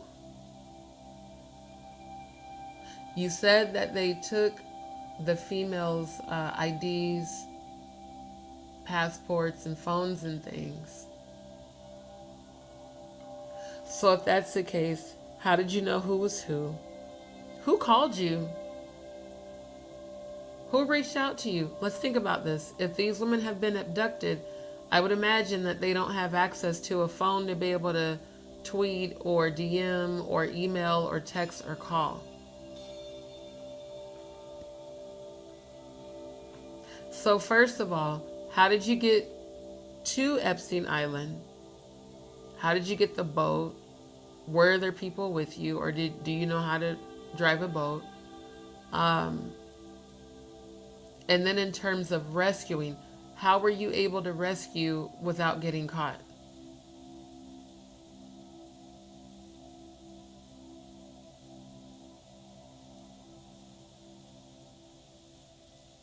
So let me get this straight. You're the black, what is it? Eon Flux. That's the name of that lady who was able to do all that. Spy shit. Also, I remember all the times when we were aligned, when you kept joking about how you live like a spy. Family, do y'all remember that? If y'all remember that, just put like an eyeglass emoji in the chat.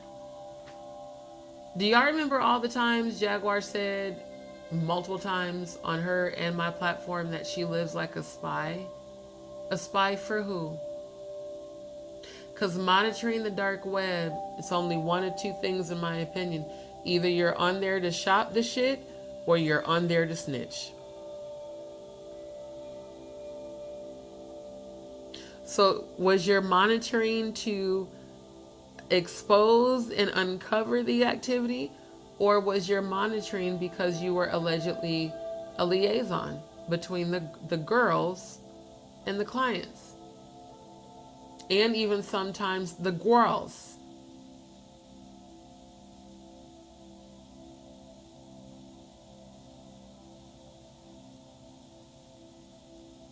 Because if you weren't present, then what you're saying is bullshit.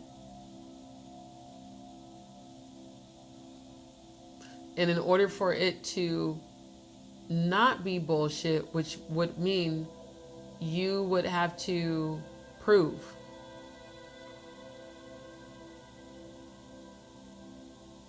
We've heard so many wild stories over the past year and hardly no documented proof to confirm what's been said. It's interesting how that goes.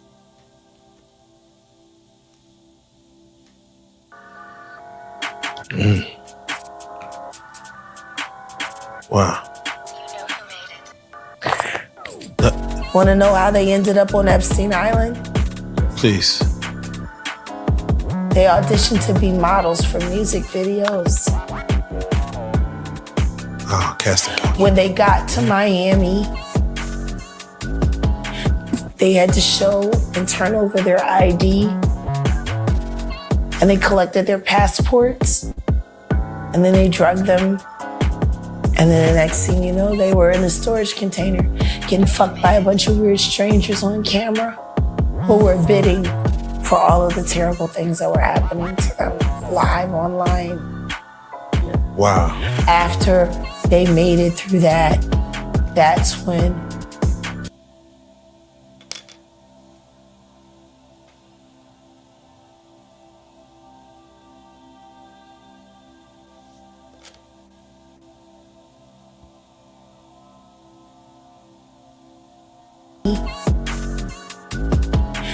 they had to show and turn over their ID. And they collected their passports. And then they drugged them. And then the next thing you know, they were in a storage container getting fucked by a bunch of weird strangers on camera who were bidding for all of the terrible things that were happening to them live online. Wow. After they made it through that, that's when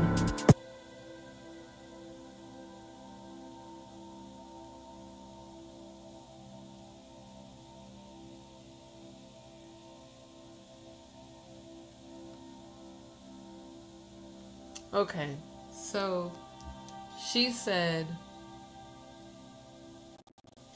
the women got on the boat, they were roughed up. She said that they went to try out to be in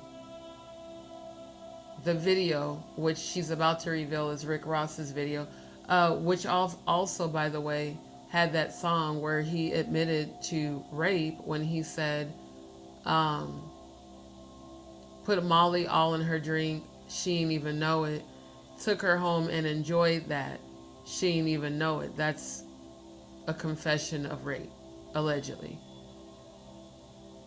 So how ironic that, according to Jaguar, the story is that these young women she allegedly rescued off of Epstein went there to audition for a video shoot. I could definitely see that being a possibility.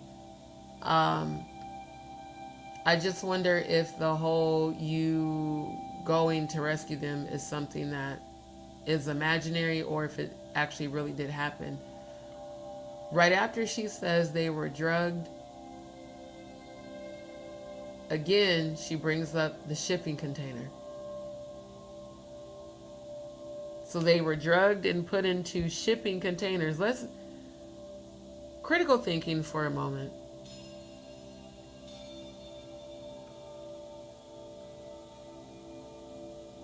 Shipping containers typically are the size of a tote. Do you understand how large a container has to be to hold a human person? What company is shipping human beings? Is this a private shipping company? Like, I'm so serious. I'm not even joking. Like, I'm dead ass. Who's shipping people? Because that's a big ass container. Or it's a life-size disposable cadaver. Essentially a coffin.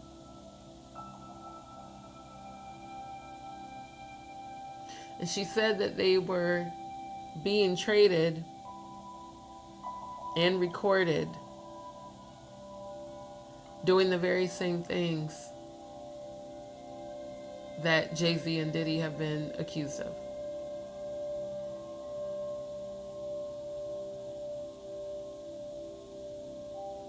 How do you know all of this? How, Sway? Now, a lot of people are saying that the things you've said are lies and that you've exaggerated the truth, allegedly. They're saying that you keep attaching your name to all these trending subjects, you know, allegedly pretending to have been involved. As attention whory as you are, I would think that if this was real, you would have posted something from the said rescue. A picture of you by the boat, you know, something to confirm what you're saying. And honestly, you've provided nothing.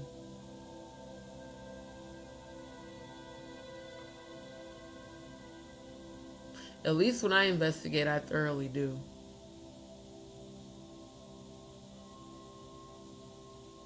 And what I'm seeing coming in the near future is you being held accountable. Just like Diddy, just like Jay-Z, just like the very people you've made the accusations against, the very same thing is going to happen to you. And this is my opinion, not fact. But it's my opinion that people who are innocent aren't filing motions to be dismissed from hearings.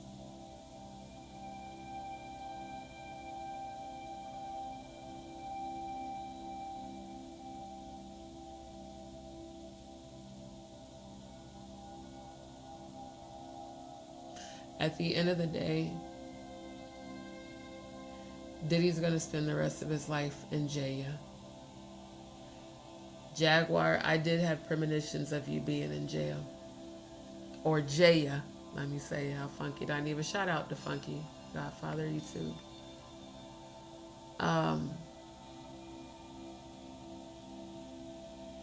There's going to be other people coming forward soon.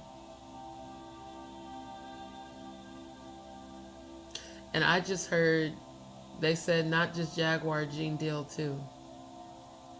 So it's a possibility.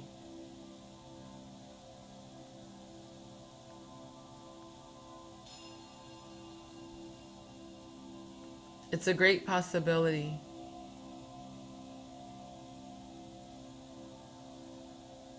Between the voicemails from Goomba, what your own son has said about you, and now this, it's a great possibility that orange is going to be your new black sooner than you think.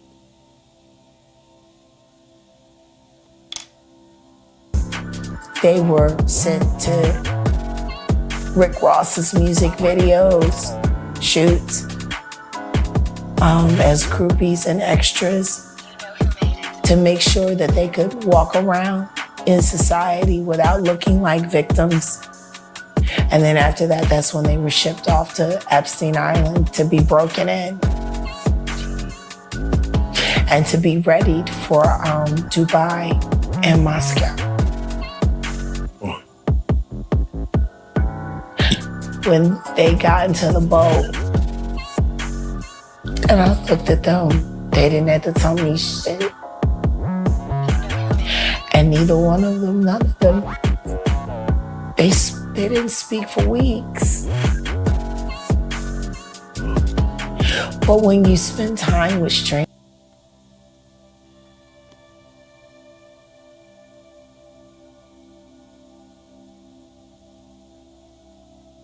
and I looked at them, they didn't have to tell me shit.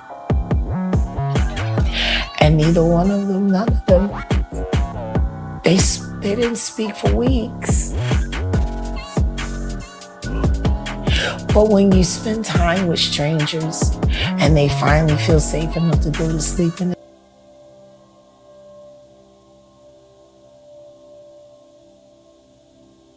Hostile.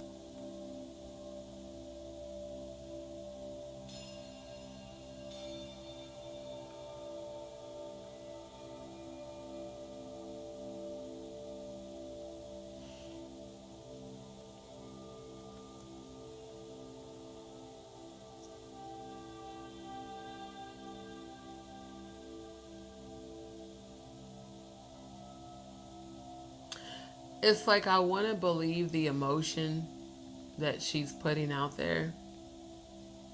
But one, there's no tears at all. What it feels like is a combination of guilt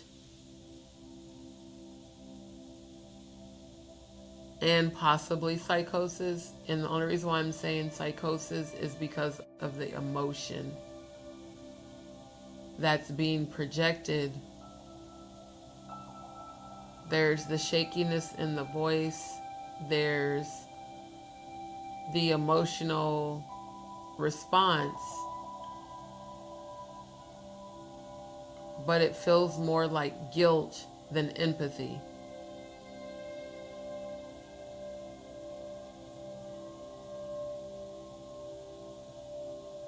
Now, she said they had already been roughed up. She said when they got on the boat, they didn't have to say shit. I already knew.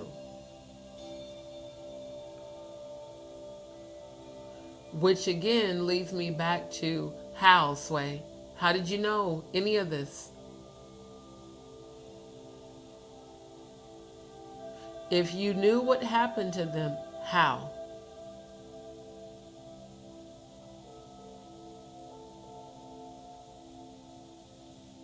And what exactly did you do to rescue them? Did you drive? I mean, I'm just thinking about all this. Again, an island is in the middle of water.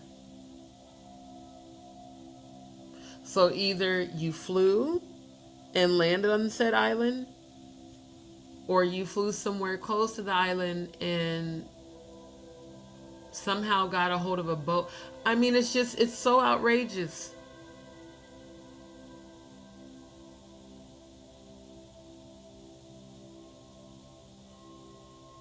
So you either flew or caught a plane, and to my knowledge, I don't believe you have a private jet.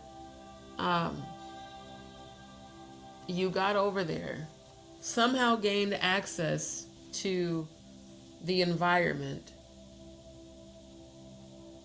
and then 3 women you allegedly saved who didn't speak, but who you could tell, according to what you just said, that they had been roughed up.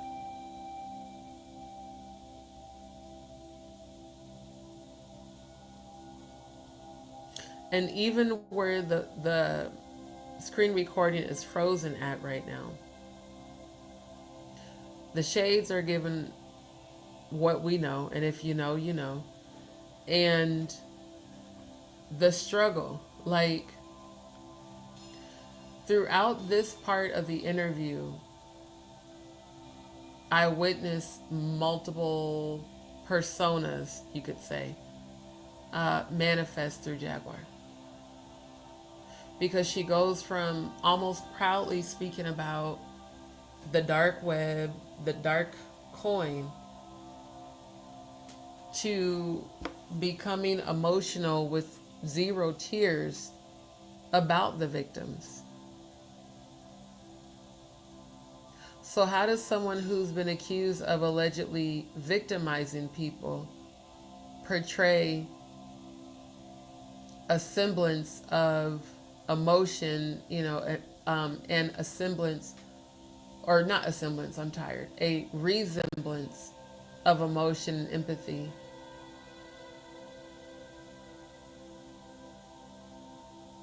It just feels to me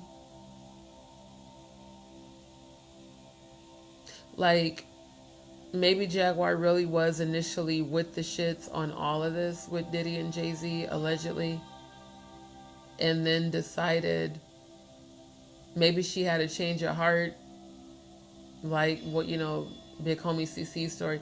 Maybe she thought like, oh, well, even though they had me be a part of this, and like she said herself, they make you do a bad thing once, and then they try to keep, forcing you to do the bad thing. So what if her bad thing really was allegedly participating in the transportation and sale of victims? Because that's what she just said. She just detailed out how victims get abducted and trafficked, and how they're using the dark net and the dark coin to do it, which would indicate that there is an underground cryptocurrency connected to the dark coin.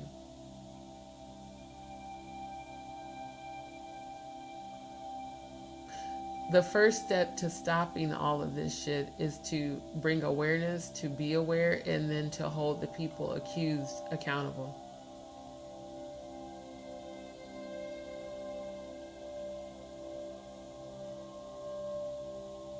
That's just how simple it is. If there's enough evidence, lock them up. No leniency. I feel like these abusers need to feel exactly how they've made their victims feel. That's my opinion.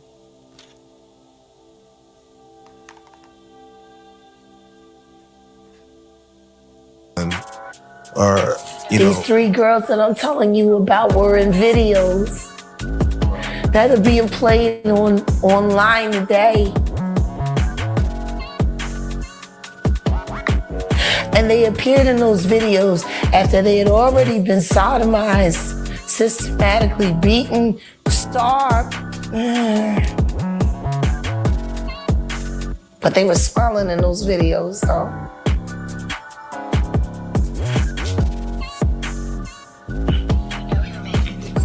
Yeah, it's crazy because, you sit here and, we got your story before where you actually said you seen what assault.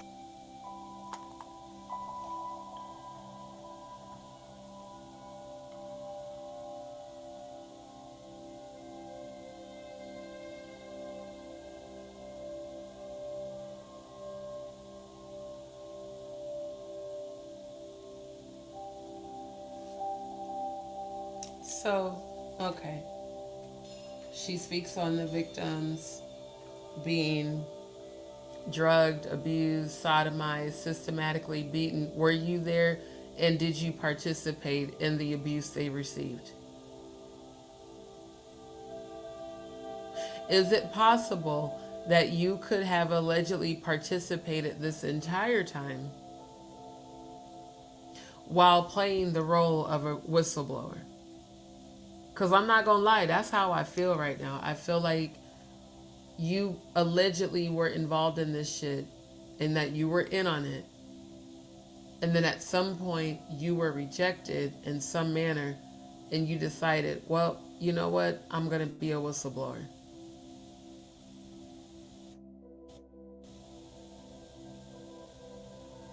But that honestly doesn't work for people like me who follow and support, but also investigate.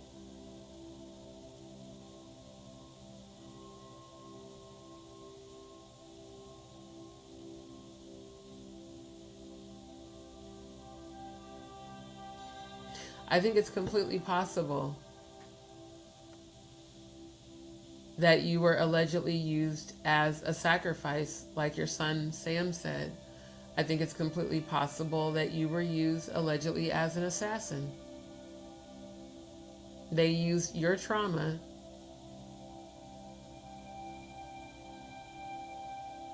Because again, unhealed trauma does manifest in really fucked up ways.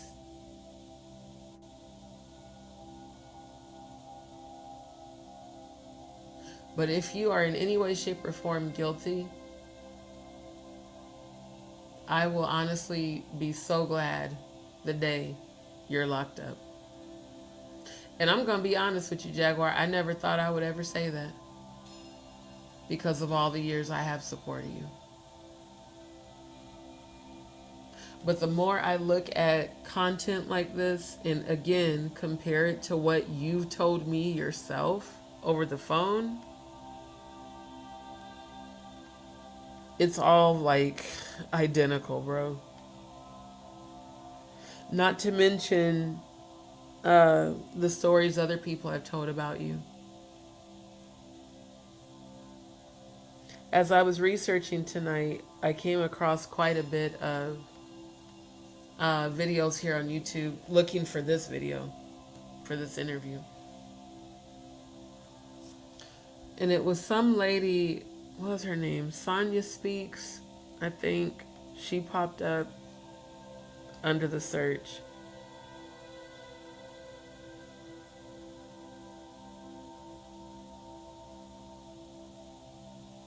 I saw Odell in the comments on that video.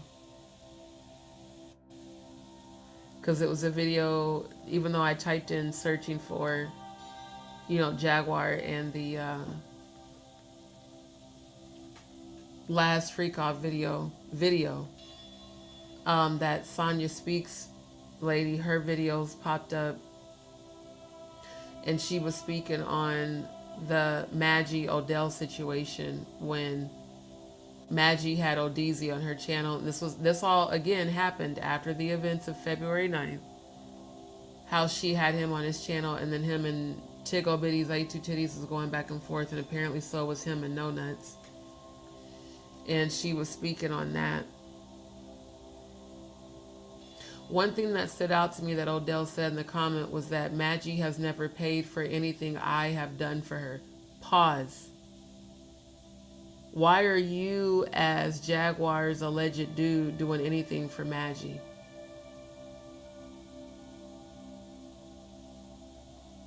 Like I said, they picked and chose who they gave support to. Because knowing my situation, in addition to how much I supported you without expecting shit in return. For y'all to have done so much for her and to have never done shit for me after all the work I put into supporting you is exactly why you're where you are right now and why all of y'all are going through the shit y'all going through. Because you gave so much love and attention and energy to a motherfucker that was your ride or die that shitted on you immediately. Following, not immediately, but I would say within about, 2 weeks? Yeah, because all this shit between her and Odell started popping off in like March. Didn't even take y'all a month to fall out. And even on that Sonia Speaks lady's channel, she was like, not her, people in her comments was like, man, we thought Maggie was her ride or die. Oh yeah, it seems like Maggie was full of shit. It seems like, you know, and other people like every time, you know, Jaguar doesn't know how to keep friends. Every time people get close to her, she fucks them over. And, you know, this Maggie person wasn't, and that's what Odell said in the comment. Maggie wasn't even popping until Jaguar showed up. Why do y'all keep acting like Jaguar trolling our channels made our channels what they are? Now, maybe Maggie, because I ain't gonna hold you. I never heard of Maggie until Jaguar. But definitely not mine. My channel was definitely popping before you brought your ass over here. So it's crazy to me when I think back to all the family chats, all the family phone calls, conversations where we were all family. I noticed it. Odell and Jaguar constantly went hard for Maggie. Even that time that Maggie came in the family chat crying on the video call, and none of us knew what happened. And she came and said that Tickle Bitty's A2 Titties and No Nuts had bullied her and, you know, had her feeling some type of way about herself. And I even told her, I was like, man, fuck them people. Don't let nobody who ain't shit make you feel some type of way about yourself.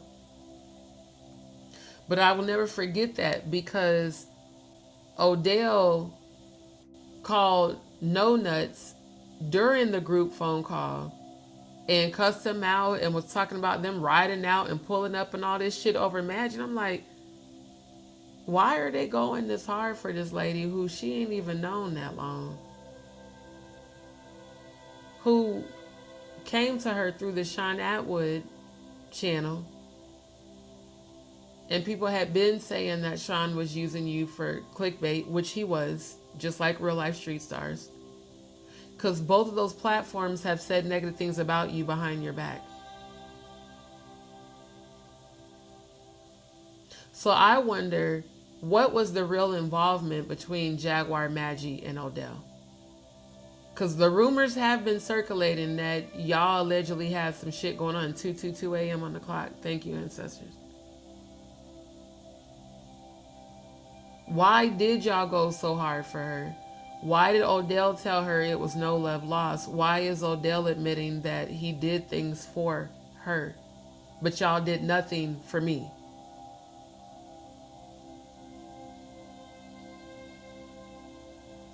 This further makes the alleged rumor about Odell and Maggie having some shit going on look like they got some shit going on. Like I said, information always finds me when I'm not looking for it. I literally was searching for this interview, and that lady, I had never even heard of Sonya Speaks. Her video popped up, and I'm like, so I'm saying all this to say, you teamed up with all of the wrong people and shitted on the one who was actually loyal to you.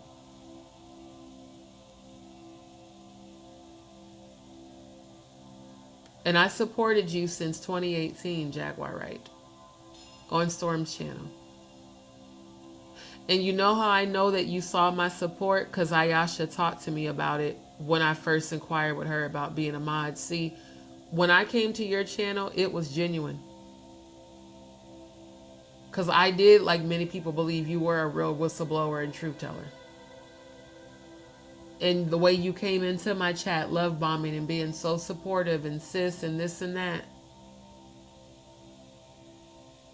But then when I stood up to you and set boundaries and told you about yourself on the phone call where you called yourself trying to yell at me, I'm like, now wait a minute, you're not finna yell at me over some shit that I know I didn't do. And that I know I had nothing to do with.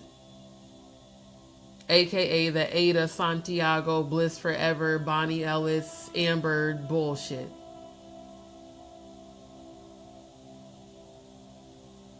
It's all fun and games with you until people call you on your shit. And then, like everybody else who's experienced you has said, including even your own son, once you get what you want from people, then that's when you do the shit on them syndrome.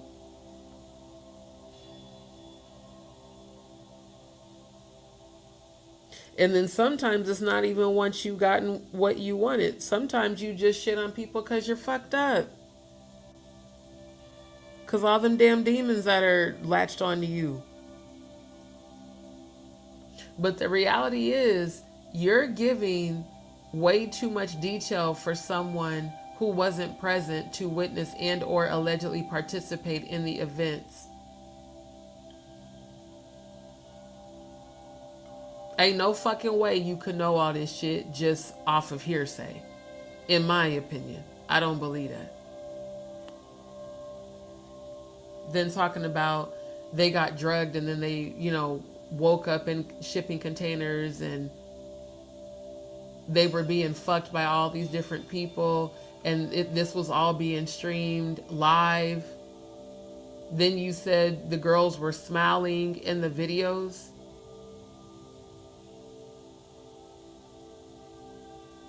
So they were drugged, but they were smiling. Well, maybe the drugs could have potentially made them smile. Either way, unless they're actual prostitutes that do enjoy just random people going up in them, the average female's not enjoying that. especially if she's been abducted and traded. They're not enjoying that.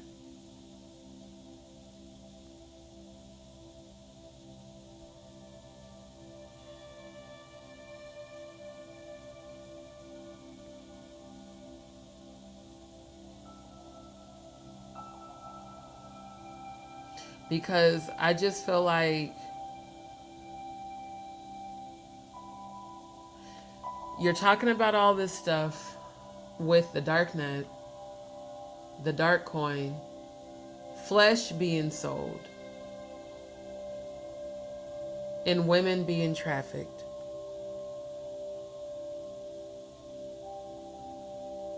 You monitor the dark web, but you do nothing to rescue the people being sold. So again, what's your purpose in being on the dark web, and why are you there, and who sent you there? Who are you reporting all this shit to? Or did you not report it because you feel like the authorities aren't going to... Like, what was the point in doing this interview? To put this information out there?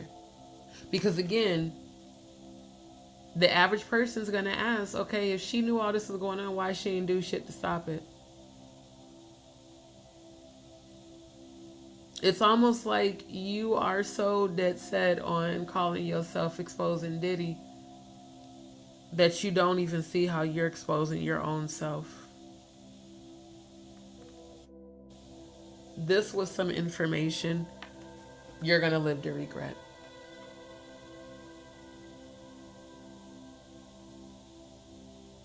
And I genuinely hope a judge hears this shit.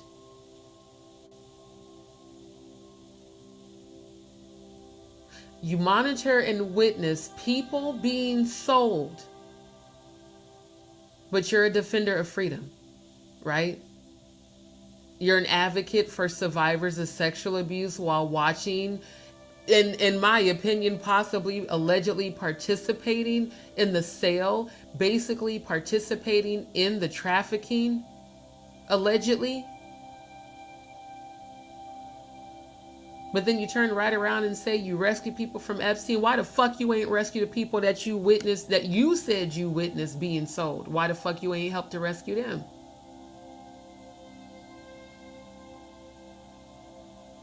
So how much of this is true and how much of this has been sensationalized for attention and publicity? Where are these women that you rescued? I want to see them. I want to hear them talk. And I want them to show some sort of evidence. Because right now, this is just sounding like Jaguar's telling a bunch of shit to make herself out to look like some sort of hero, and you're not. More and more, you're looking like a willing participant in the fuck shit. The reason this angers me is because I think about my own nieces and my nephews. And how easy it is to get manipulated or coerced. I think about, what if I would have taken Jaguar up on her offer for the safe house? Would I even be alive right now? Or would I have been shipped? Especially considering that she threatened that. You know, in her warning to me that sounded like a threat about how Jay-Z, and she specifically said Jay-Z, Danny Robertson, and all the other people that are in cahoots together are seeking and hunting all the truth tellers. And they're going to come for you too, D.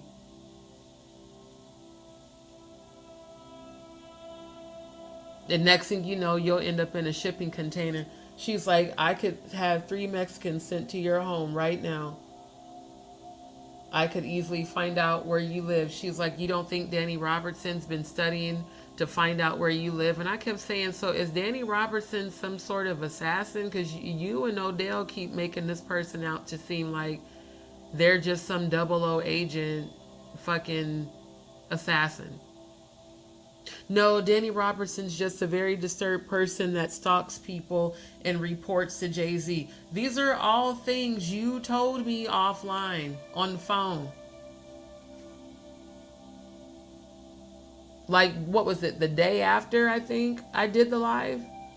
Where I was excited about the Airbnb, so I was showing y'all where your donations went to. Because, see, again, I'm not a scammer. Like you lied and defamed and slandered and said I was. This is also why I don't believe your ass, because you fucking lied on me multiple times and projected exactly what was happening to you onto me. You are the one that has been being investigated for YouTube scams and for fundraisers, not me. You're the one that had a Jaguar Wright defense fund set up years ago, not D. I made sure that after all of y'all sent those donations to go live and show you the Airbnb when I got up out that house. And I continued to go live at the Airbnb up until you pulled the whole fear campaign. And I'll never forget that. You was like, I offered you a safe house and you refused to take it, and now it's too late. And I remember she had me so scared. I was like, well, does the offer still stand? Well, you should have took it when I offered it to you.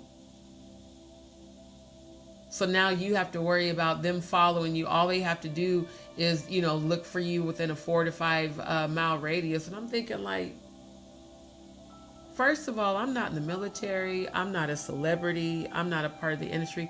Why in the entire fuck would anybody from your industry go through that much trouble to try to locate me, to track me? For what? Because I'm using the satanic ritual calendar?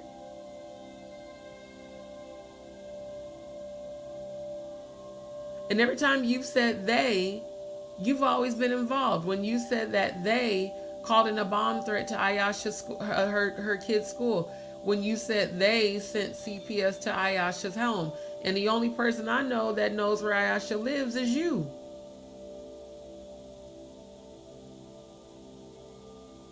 You, Ayesha, Odell, and Grace all told me about how dangerous it was for me to support you because of how people would come for me. You offered me a safe house. You talked to me about how they could have me shipped off in a shipping container if they decided to abduct me. How I would, like, no one would ever hear from me ever again. That's why you need to just go into this safe house, D. I know all the people there. You know it's one of Yellow Beezy's houses. You'll be safe. You'll be surrounded by people who are murderers that know how to take people out. Nobody will come for you, but you won't be able to have your phone. Just like you said they did to the girls on Epstein Island. You said they took their IDs, their passports, and their phones. Again, it's given safe house. It's given advanced knowledge, allegedly. You said I would not be able to order nothing, no food, no one could come visit. I wouldn't be able to talk to anybody. I couldn't have none of that. That is exactly what you're saying on this interview. And this interview was done before. In fact, this interview was done. Let me go back to the beginning. I want to say it was September of last year, which was exactly a month before you came into my chat. Let me go back to the beginning.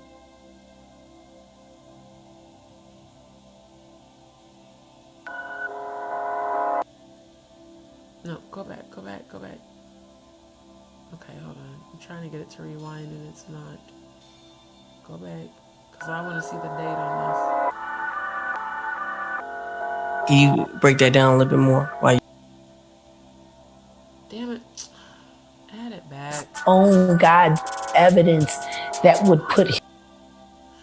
This mobile version is really annoying.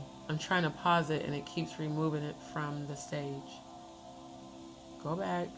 Add to stage. Net to the highest bidder. Pause. I want to go back to the beginning to get the date. Damn, is the date on here? Can you break that? Okay, I'll find it. I want to say when I looked it up under the description, I want to say that it was September of 2024, which again was 1 month before she came into my chat.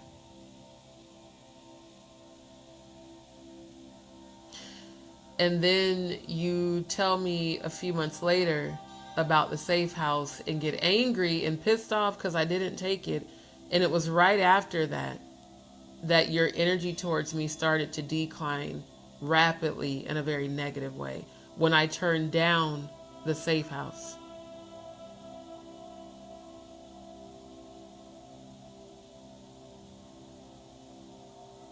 In fact, it was a week later, now that I think about it. Yeah, it was the week following when you did the ambush on February 9th.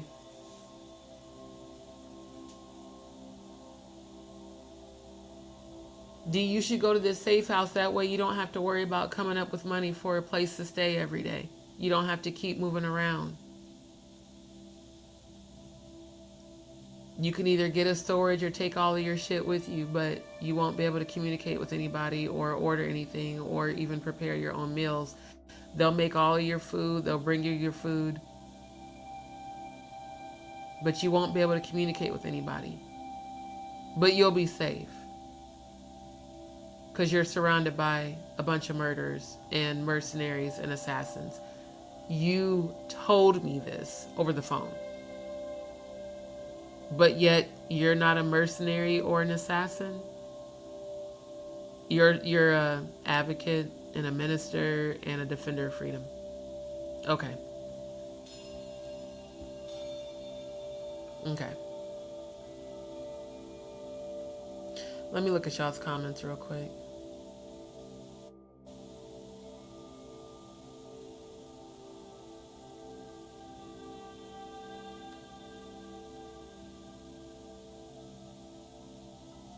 Yeah, she did say she swam across the ocean, but in this interview, you know, she's saying that she was on a boat. So again, how did you... I can't even say this shit without laughing. How did your short and stout ass swim across the ocean while also having a boat for the women you allegedly went to rescue to come onto?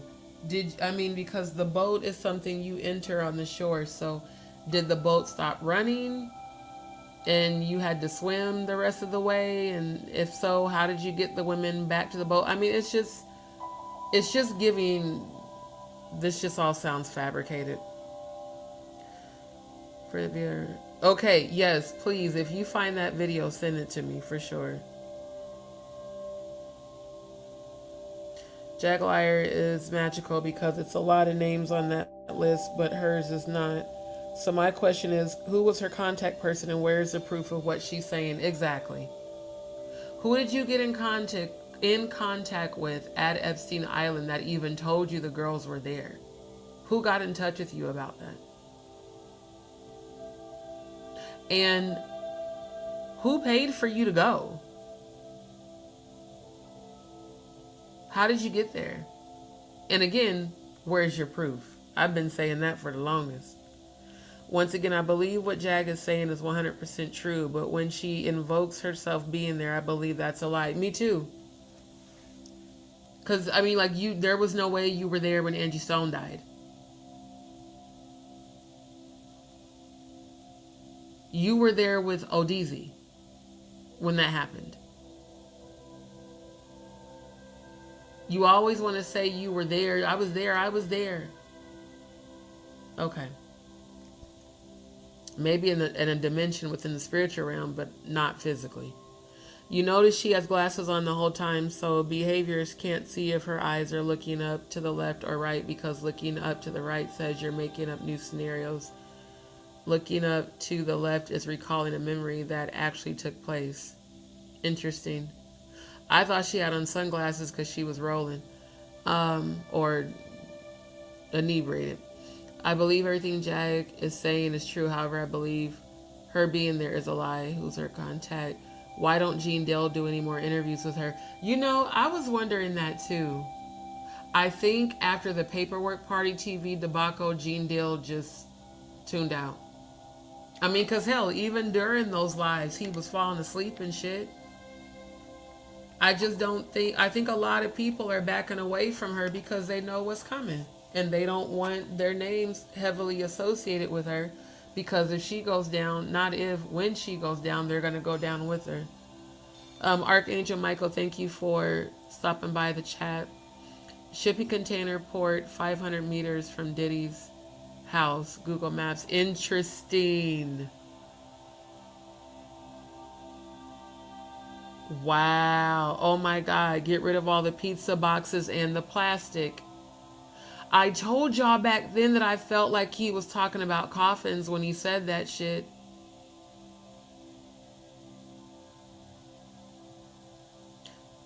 The plastic is the shipping containers. Get rid of all the pizza boxes. We know the Pizzagate term for pizza. But everybody kept speculating about the plastic. They thought it was plastic wrap, plastic credit cards. No, I believe it's plastic shipping containers. Because that's the most, like, think about it. Totes are the most durable for shipping. Then you're talking about a whole human person? That's wild. Thank you for letting me know about that. I'm following Bieber's clues, nothing to do with anyone else. Got it. And that's what I was talking about, to say someone got her an Academy Award for that performance because she has 0 tears, but I do think her heart was heavy, but for her part in it. Exactly. That's what I felt. I felt guilt. That's why she's, you know, moving her head side to side, like she's shaking no, and she's struggling. I'm literally seeing demonic forces working through her and her struggling to try to fight it. And I think that they did MK Ultra her, and that when they're able to trigger her to be on demon time, it's very easy and swift. Because allegedly, according to Jane Doe, John Doe, and Parham, she was very much agging on physical abuse and even partook in said abuse. So I think she would do anything for money and or fame. More than likely, yes, allegedly. Me either, until she did you so dirty that even what she had to say about me just for having your back, then the Goomba stuff just sealed the deal for me to know that it's just a glamour spell. Right, right. She said, that's a thread. Why didn't you record your calls? Because you know Jack records everything. Because in all honesty, I don't do shit like that. I don't even have a call recording app on my phone. I never thought to record our conversations. I do wish I would have. And I'm quite sure she did. I'm quite sure every single phone call we had, she recorded. But I bet you she won't never play that one publicly. I remember that phone call with you after you got off the phone with Jag. It took some time calming you down after she said all that crap to you. Yeah, because I was terrified. I was like, what the fuck?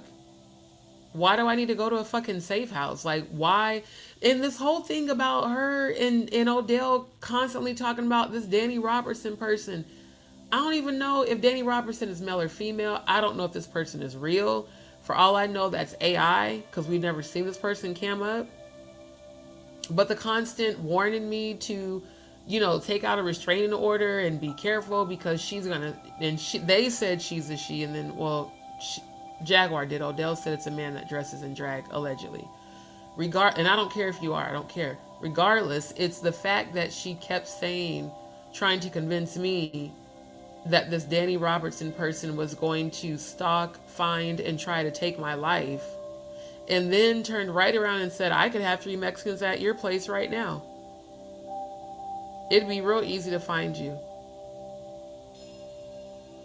She was like, you don't know who's watching you. They could end up abducting you and putting you in a shipping container and no one will ever hear from you ever again. I'm like, what? Where is this coming from? She's like, well, because, you know, you're aligned with me and I'm on panel with you a lot and you're on my panel. So people are starting to get to know who you are and they're going to try to come for you just like they did with Ayesha and Grace and everybody else. Everyone supporting you seemed to suffer some sort of misfortune. Those that are the closest to you. Constantly. So again, how do we know that they aren't you and your demons, you and Legion?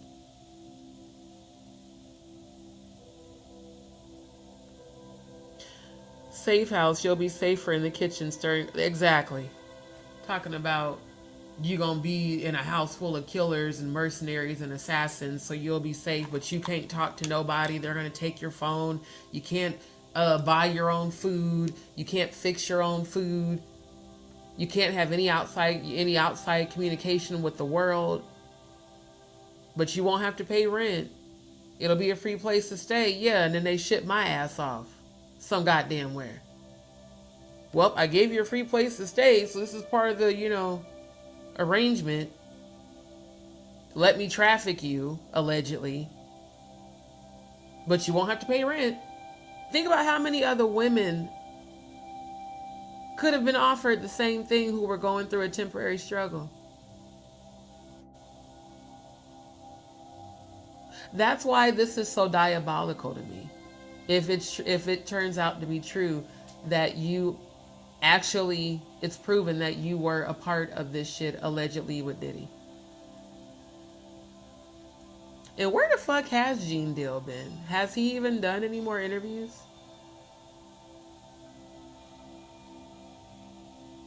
I don't think I've seen him be active since the paperwork party shit a couple months ago, a few months back. Well, technically earlier this year, because Gene Deal, last time I saw him was on Paperwork's channel when Paperwork and Jaguar were dragging Stone Paxton for filth. And Gene was questioning Stone. Not directly, but, you know, questioning his motives and things like that.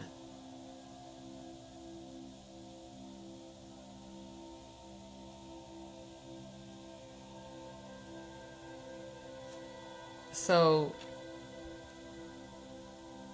hold on. This is a troll. Cody, go do what I asked you to do. Because I would have to jump and get on the YouTube app. Yeah. Take the screenshot. I have to leave the comment up on the panel. That way there's evidence. Take the screenshot of their channel.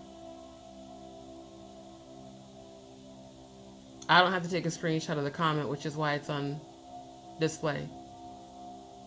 And then text me to let me know you've taken the screenshot. And then I'll take care of it on my end.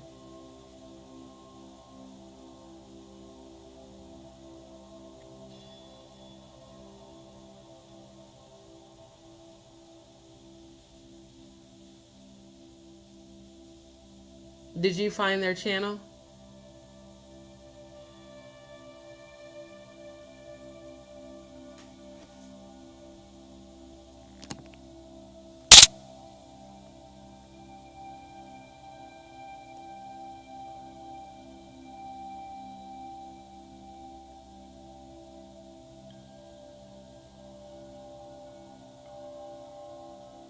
I already know that he's done multiple Art of Dialogue interviews because I've seen him.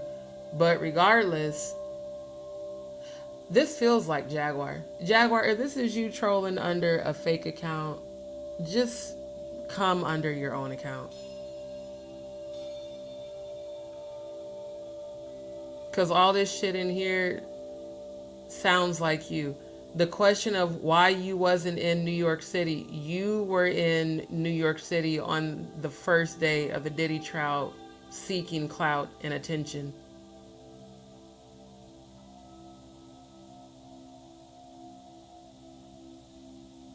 And if this is or is not you,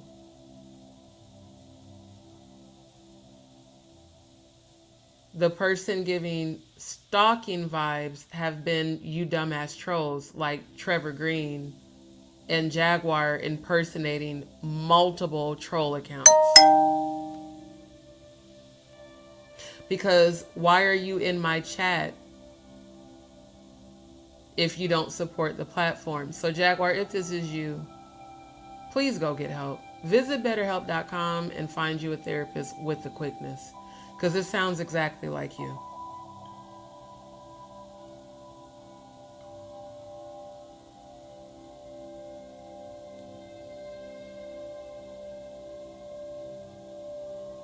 Okay, I got it. Yeah, it's not even Jaguar, but yet you're talking just like Jaguar. Pretty sure it's you.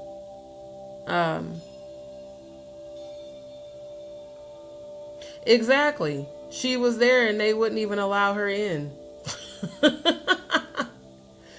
Yeah, she's right. So it's not Jaguar, but you're speaking for her. I just wanted to get your comments on the screen before I banned your stupid ass. Y'all always come on here looking for attention. Now you can't leave no more comments, dumbass. I already removed them. I just did. Pretty sure that was her. Because she's the only one that pops up in the chat like that, impersonating under fake ass accounts. And at the end of the day, like I said, whoever that dumbass was, because I know your stupid ass is still watching, whether you're Jaguar or some other dumbass troll. When it comes to what I'm speaking on, this is my real life experience with Jaguar Wright. See, in order to be a stalker, you have to be trying to locate a person. Guess who's tried to locate me? Jaguar.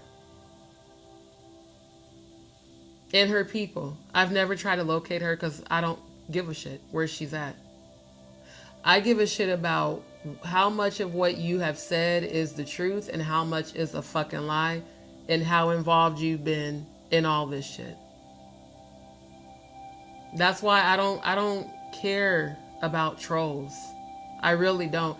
Y'all be coming in this chat trying to be a distraction, thinking that you're gonna get all this attention and oh, D's gonna get mad. Nope, I'm gonna pull your comment up on the screen so I have legal evidence of your bullshit. And then I'm gonna find your channel and report it and block you. It's so simple. That way you can't leave a comment unless you go jump on another fake ass profile. How we'll know it's Jaguar is if that same person comes back under a different profile saying the same shit, because she's done that plenty of times in my chat. And then when we were aligned, again, tried to blame it on Danny Robertson. Did you see what I said about memberships? I did not. Let me know what you said. It's odd they came in the chat right after that. What did you say? Let me scroll back up. What did you say about memberships?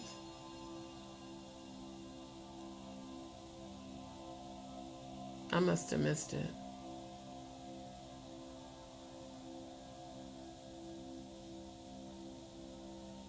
Hold on.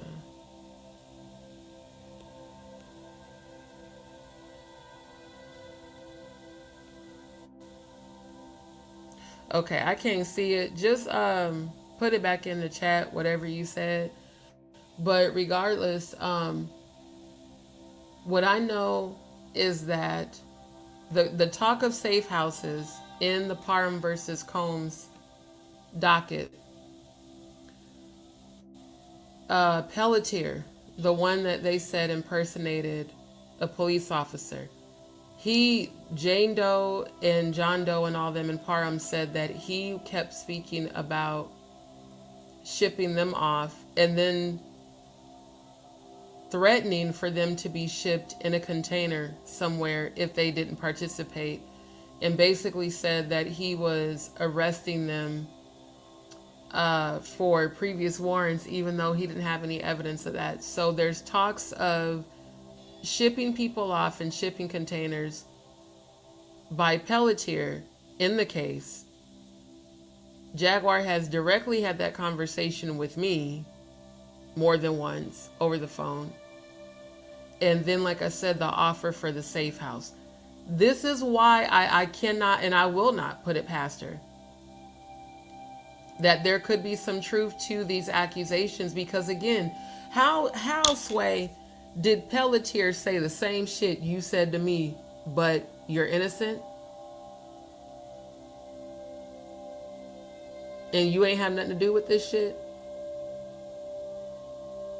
Really?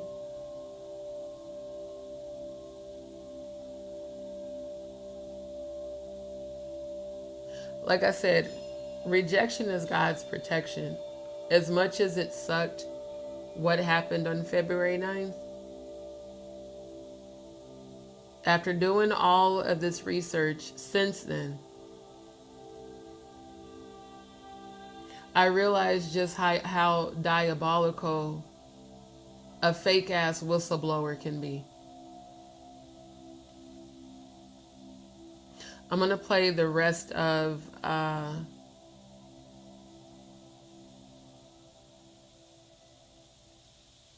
this video, and then I'm going to end the live here shortly because of the time. I can't remember exactly where it was at. I want to say maybe it was right about that mark. Yeah, it's crazy because, you sit here and, we got your story before where you actually said you seen what a saw does to human flesh, like having a saw. I mean, we got Terrence Gangster in the building too as well, and he literally said he's seen the same thing when he's seen a saw, what it does to human flesh. And I'm like, I don't know what it does to a person's mind or a psyche when they see that in person. It changes you. Like, it changes you. There is a place inside of me where I have the ability to either see a human body as a human being,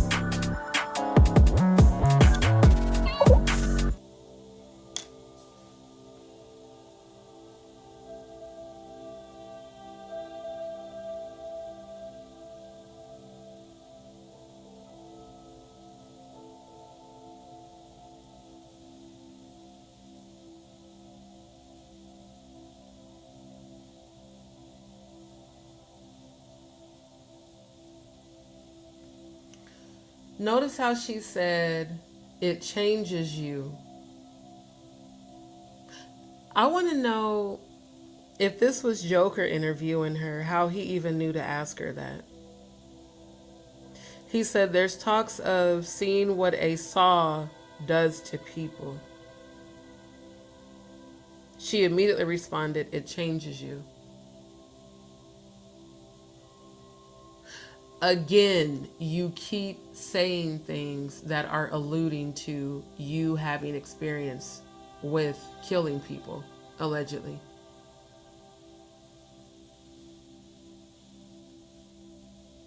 The greatest cover-up is someone who has allegedly assassinated someone pretending to be an advocate. A person who is a hired mercenary, allegedly, pretending to be an advocate. A person who threatened her ex and his new girlfriend and children to be raped and killed and assassinated, pretending to be a defender of freedom and a survivor of sexual abuse advocate. This is why this is important to me. I don't give a damn what none of you stupid fucking trolls have to say. Get the fuck off my channel. Period.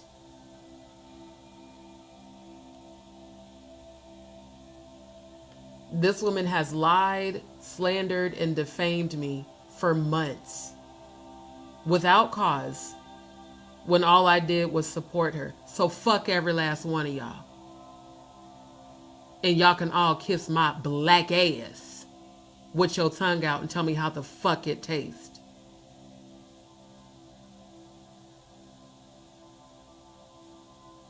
If you were not a part of our conversations, which you weren't, you don't know shit.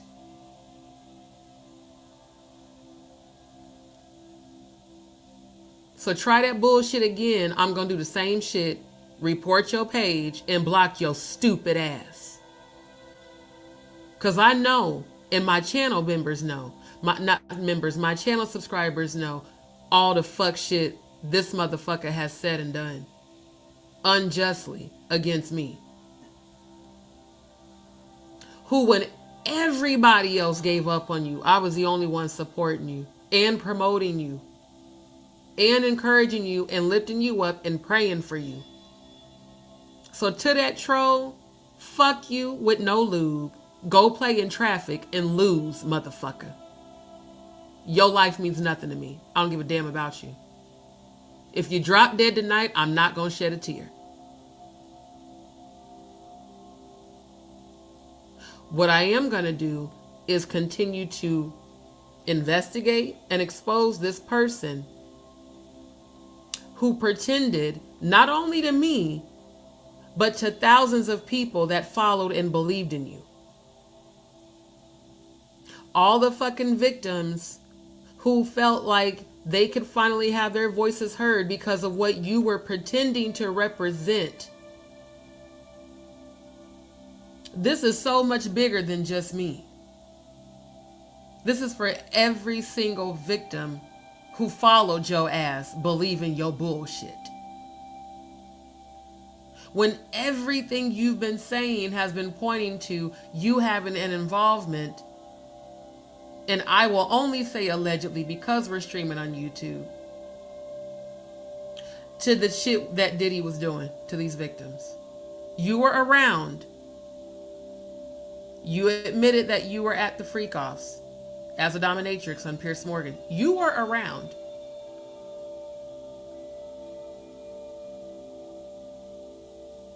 Now the Epstein Island shit, rescuing women from here and there with no evidence. The best way to try to hide what you have allegedly done is to come out as an advocate against the very people you allegedly worked with. Which would explain why Diddy is now coming for you in court. Because how dare you participate and then try to snitch, allegedly. And how dare you intentionally mislead people who are real survivors of sexual abuse and sex trafficking. How dare you use all of our trauma to gain likes and subscribes, super chats, super stickers, memberships, and AdSense deposits. The very same way you recorded your own son looking for your pocketbook after him and your mom had been evicted out on the street in the Texas heat for hours.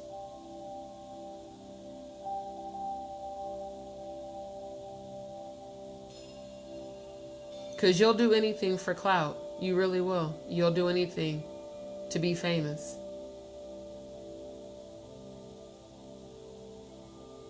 And according to these YouTube streets, a lot of people have claimed that you allegedly sacrificed your own son for it. And like I said, I really do hope that's not true. I really do hope that's a rumor. For your sake, for your soul's sake, I really hope that's a rumor. Because the whole time I supported you, I never would have believed that. I'm only starting to believe it now based off of what your other son, Sam, has shared about his experience with you. And what he has said about your relationship with Giovanni. Because see, I never, up till now, was like, I'm not going to speak on her motherhood. I'm not going to speak on her dead son. I've lost 5 babies. But you also made fun of all 5 of my miscarriages, so, you know. Like I said, I don't really put nothing past you, Jaguar. I don't. I think that when you get triggered in your trauma and you're on demon time, you are very well capable of taking a person's life. That's just my opinion. Not saying you have, I'm saying I believe you're capable of doing such of a thing. Yeah, I didn't see what you said about memberships, Miss Williams, but if you reposted in the chat so I can see it down here at the bottom, I'll definitely take a look at it.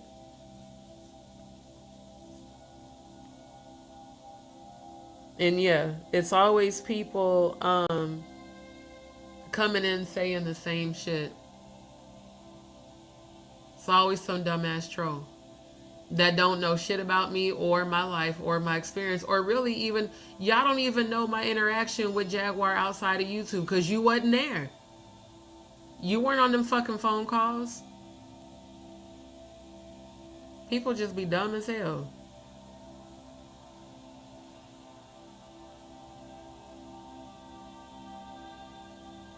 Oh wait, so she had said that Danny sent RC117 to give memberships to Jag?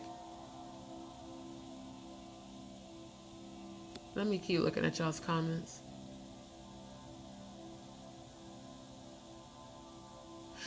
Thank you. I've been trying to figure out who Danny Robertson is ever since they brought the person up to me. Every time there was something going on, Jaguar would always blame it on Danny Robertson. Danny Robertson. Danny. I'm like, is this person a CIA agent? Like, why are you acting like they got so much power and authority? It's weird. She said, this thing with YouTube memberships I heard is dangerous due to IP addresses. Yeah, I've been saying that. I've been saying that on like the past few lives. That's why I don't do them. So when people be like, oh, why do you advertise your Cash App and Venmo? Because every other content creator I know does the same thing. And people who do use super chats and super stickers and memberships still promote their Cash App for channel donations. The reason I never enabled memberships once I got monetized on YouTube and once I became eligible is because I heard the very same thing. I heard that people's IP addresses were getting leaked when they would be, you know, paying for memberships to join people's channels, as well as their credit card details, like whatever payment method you use allegedly got leaked, as well as your billing address. That's why I've never enabled memberships, and I never will, not on YouTube. And I'm not going to enable super chats or super stickers, and they take a huge percentage of all of this shit. So yeah, I don't do memberships. RC117 was gifting memberships, so was Nick Mountain Goat Productions, and so was that Dory person. The whole time I was moderating her channel. All the time. She just admitted she knows how to turn off her humanity switch. Only those who let evil in can do that, and someone who has a disassociation disorder. Exactly. So that's what I'm saying. When she was like, it changes you. Matter of fact, I'm going to get back to y'all's comments. I want y'all to hear what she said next, because she spoke about how watching a saw being taken to a human being changes you. But then she also is about to say how something in her just switches kind of off. She's like, I can either see a person as a human or see them as parts. Keep in mind, she used the terminology parts. Keep in mind how she said that they are selling flesh. Keep in mind how she said when Angie Stone died, they needed their 1 pound of flesh. Again, these are different, separate scenarios where she's saying the same shit. You only have this much firsthand knowledge when you have allegedly participated in said events. Common sense. Critical thinking skills. Not how much you care about a person or support them. Literally pay attention to what they're fucking saying. Or psyche when they see that in person. It changes you. Like, it changes you. There is a place inside of me where I have the ability to either see a human body as a human being or just pieces.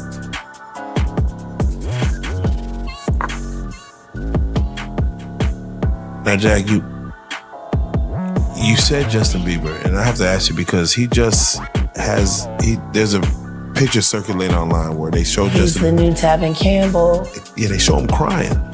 He's the new Tevin Campbell. You're almost giving him a gateway to speak his truth of what happened to him. I wish Tevin Campbell would speak to him or for him.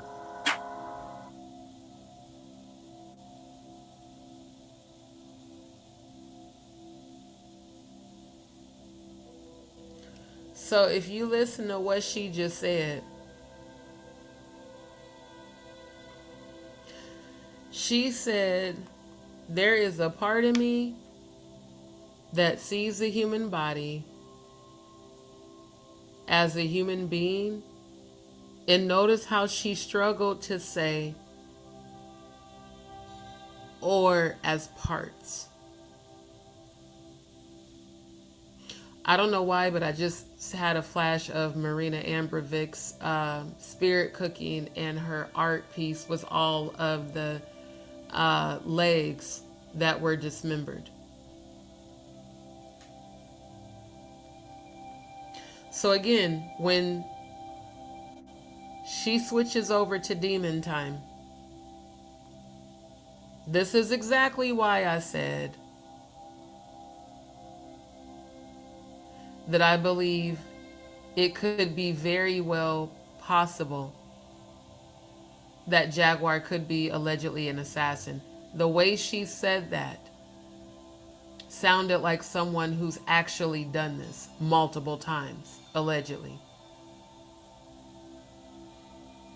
When she said it changes you about the saw being taken to a person's body, as an empath clairvoyant, I felt and saw that. And of course that would change you.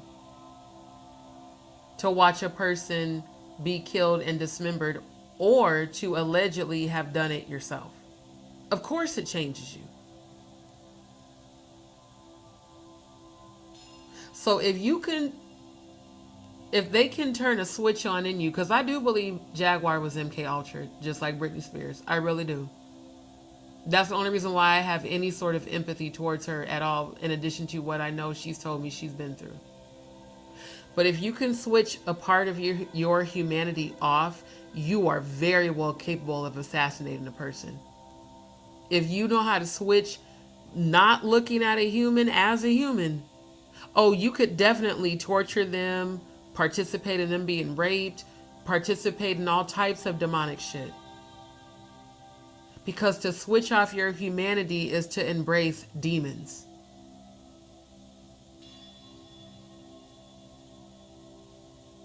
And demons seek to exploit our vulnerabilities all the time.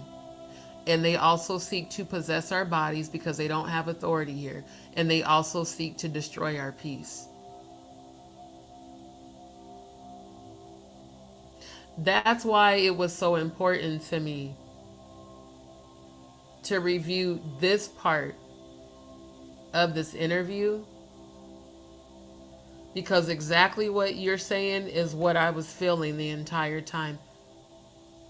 Anyone who knows how to switch off humanity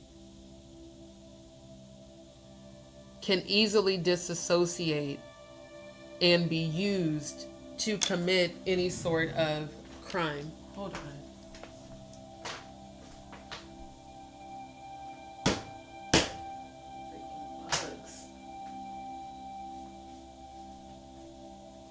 Bit by a spider the other day, little fuckers. So yeah, I don't believe in this I'm innocent because I'm speaking out. Nah. People who are innocent aren't sitting up there talking about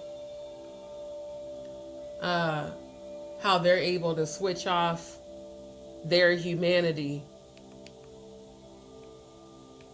and how they can view a person either as a human being or just see that human being as parts. Because keep in mind what she said. She said not only about the $500 million sex tape allegedly being sold by Diddy, but that there was flesh being sold. Not just people, flesh.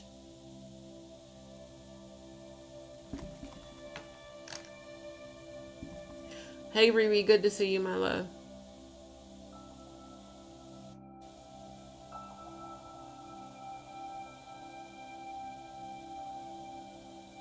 Yeah, that's what I'm saying. Gifting memberships to viewers.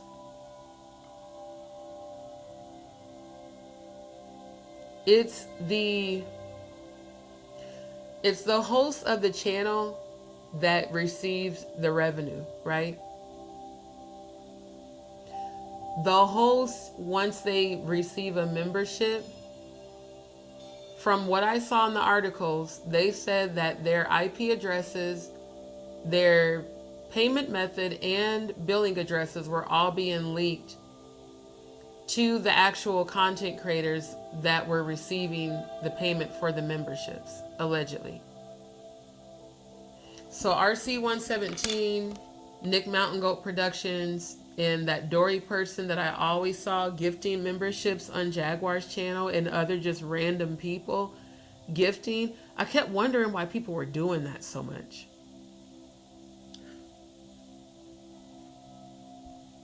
And I feel like a lot of them were doing that. Oh, you said on both of them? Yeah.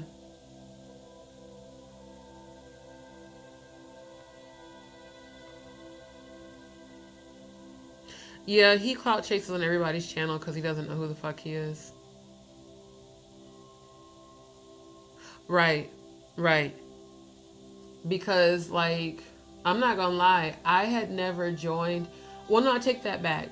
When I first got on YouTube, when I first started my channel, and I came across Tisa Tells, or Tisa Can't Speak and Spell, that's my nickname for it. She was a tarot reader. She wasn't even doing the content that she's doing now. And when I first joined YouTube, it was right after the pandemic in 2021. And well, hold on. Let's just follow my contact. Hold on.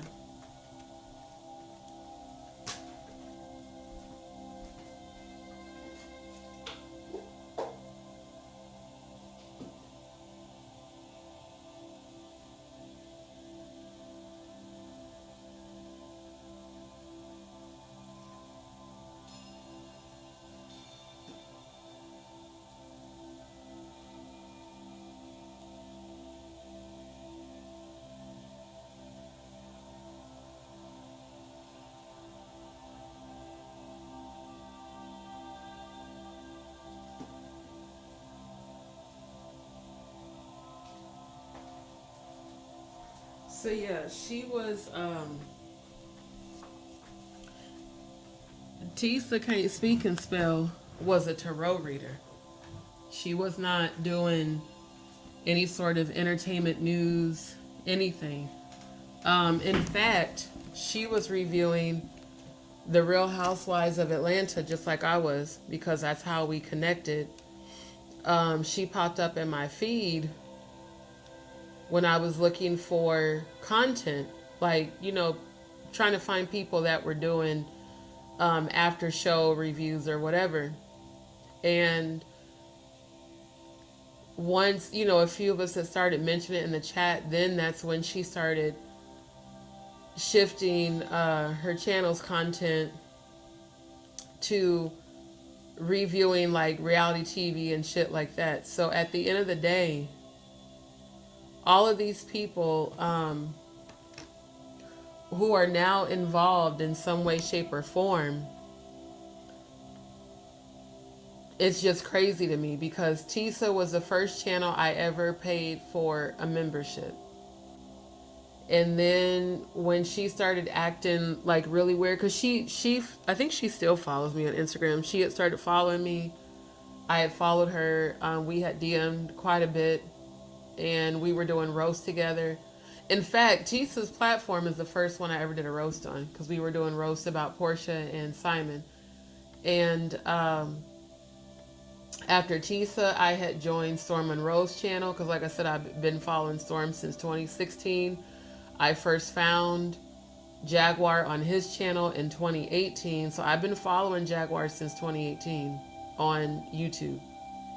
Because, again, I, like many others, believed she was a truth teller and a whistleblower and an advocate. It wasn't until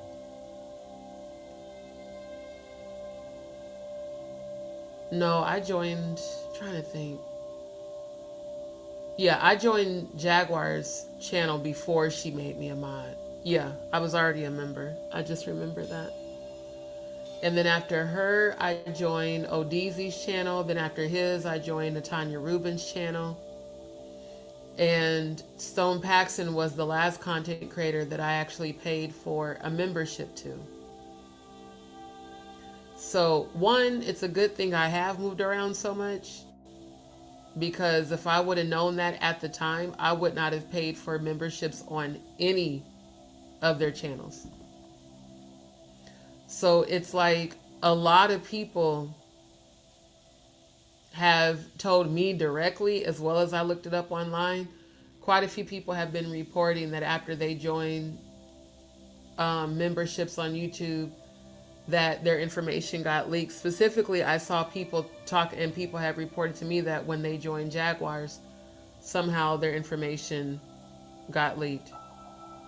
Oh my God, not you asking who Tevin Campbell is.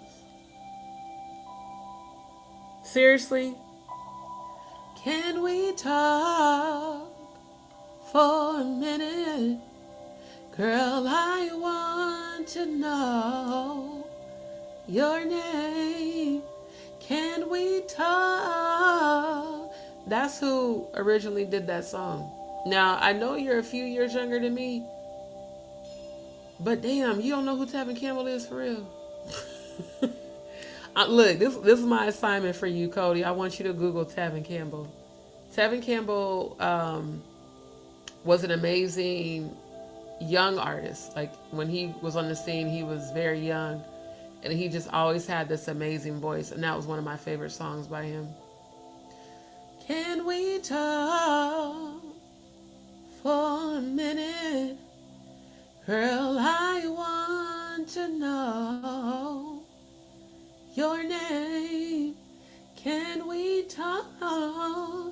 I can't sing that loud because it's after 3 and the walls are thin. But regardless, that's one of his most popular songs and one of my favorite songs by him.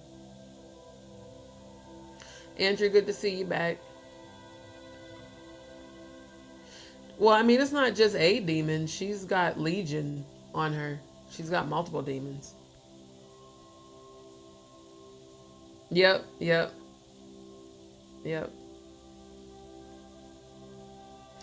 I'm telling you, Cody, that's what I'm feeling. I'm feeling like they MK Ultra'd her. It's like, I want her to be exposed. I want her to be held accountable.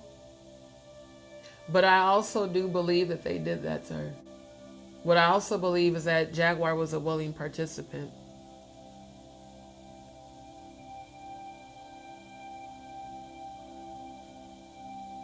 Thank you so much, Andrew. Thank you. Appreciate you, family. Haven't sang in a while. Thank you. I did not know he was Powerline on the Goofy movie. He played Little J on that episode. He sure did. Because that was the episode where he took Ashley out on a date and Will was tripping, talking about, I know what goes on in the minds of little boys your age. And Uncle Phil came around the corner. He was like, and I know what goes on in the mind of you, goes on in your mind. Yeah, that was the episode where he took Ashley on a date. I just remember that. Oh yeah, Tevin Campbell is definitely well known from the more like the early 90s. Yeah, Andrew, catch the replay because I actually went over all of that for sure. Yep. For real.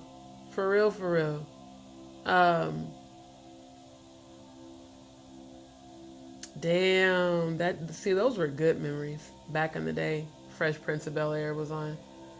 Cause yeah, that was that episode where he took Ashley on a date. But what she was saying is that Justin Bieber is the new Tevin Campbell, and allegedly, I mean, these rumors were going on in the 90s, y'all. In like the late 90s, early 2000s, people were saying that allegedly Quincy Jones was essentially doing the same shit that Diddy's being accused of.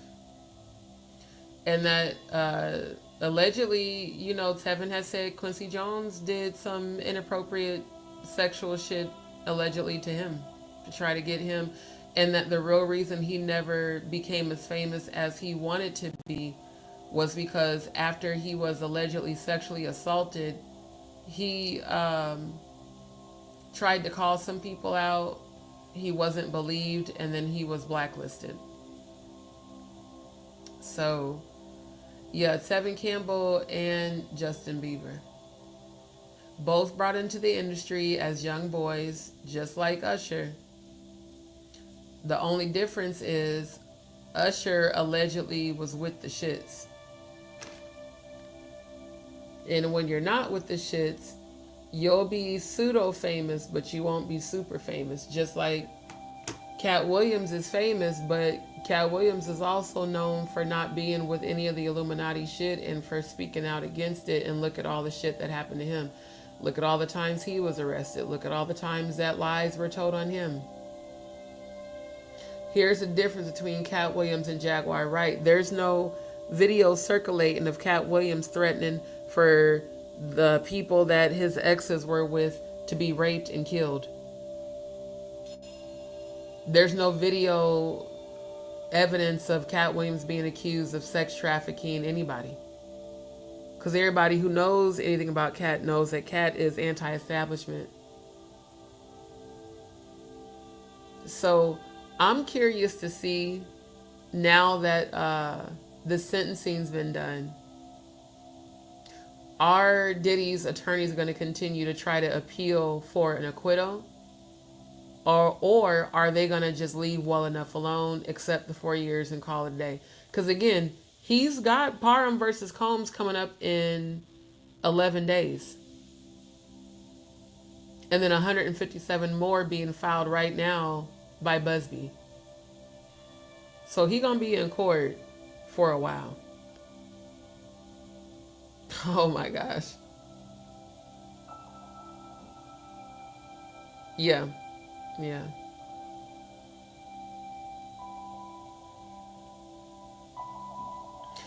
Yep. And that's the thing. Anytime there is alleged abuse involved, it always turns out that either, you know, they say the person's crazy or the person just doesn't receive the level of success that they could have achieved by their gift because they didn't want to bend over allegedly or get on their knees allegedly. Ms. Williams said they want an appeal. Oh, I'm sure they do. And I think I did read that. Where they said that Diddy's attorneys are going to seek to still try to get him less time.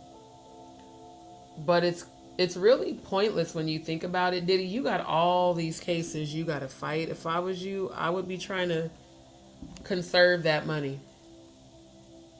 Not keep paying them to keep trying to push for some just dumbass shit.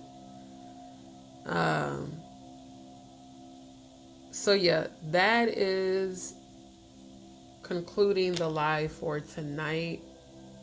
I'm going to continue this investigation about Jaguar.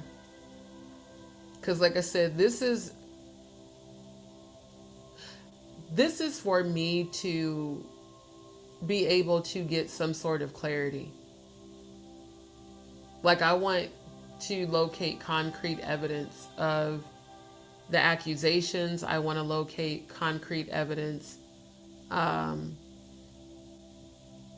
for my own suspicions regarding her, what's the word? Her intentions, that's the word. I want to know, beyond what I've seen in the 5D, in the spiritual realm, what were Jaguar's true intentions as it pertained to coming to my channel? Because you aligning with me for the purpose of, hold on.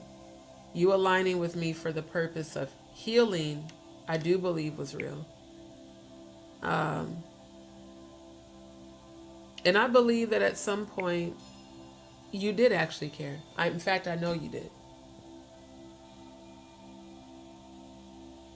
However, if the intention was to come in to befriend for the sole purpose of trying to destroy, you're only destroying yourself. If the intention was, let me come in and warn you, which you did speak on that at the very beginning of February. But I just don't think it was. Even though my platform's not huge, I'm the only content creator who's ever presented this satanic ritual calendar and have been connecting the dots successfully. So the other thing I wanted to point out, let me grab that, give me 1 second.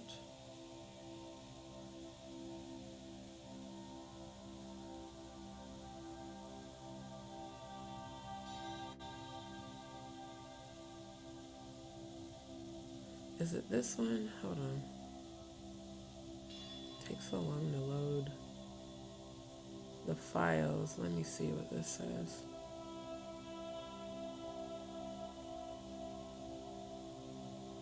Okay, that's not the one, it's the next one. Hold on. So I'm looking for March the 7th.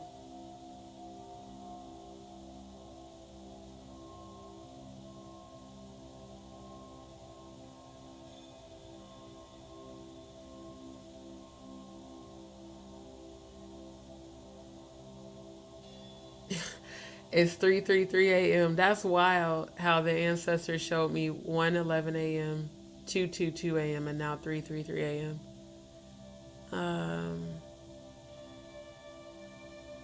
Hold on. I gotta find that screenshot because I could have sworn that March 7th was on this.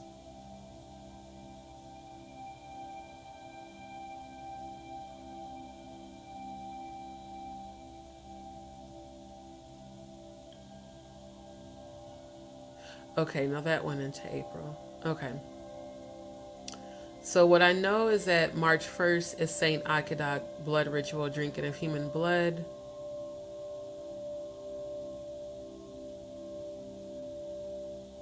To pay homage to the demons. She was named in the Parham versus Combs case 6 days later on March the 7th of this year. Like I said, not even barely a month out from her doing that bullshit to me on February 9th. And again, every time I brought out this calendar, when she was on panel with me, she would run off the stage every single time.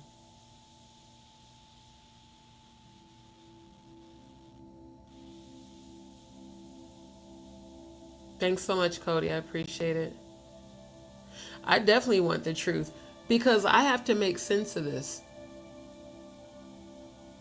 I've been following this woman on YouTube since 2018 and willingly and genuinely supporting her.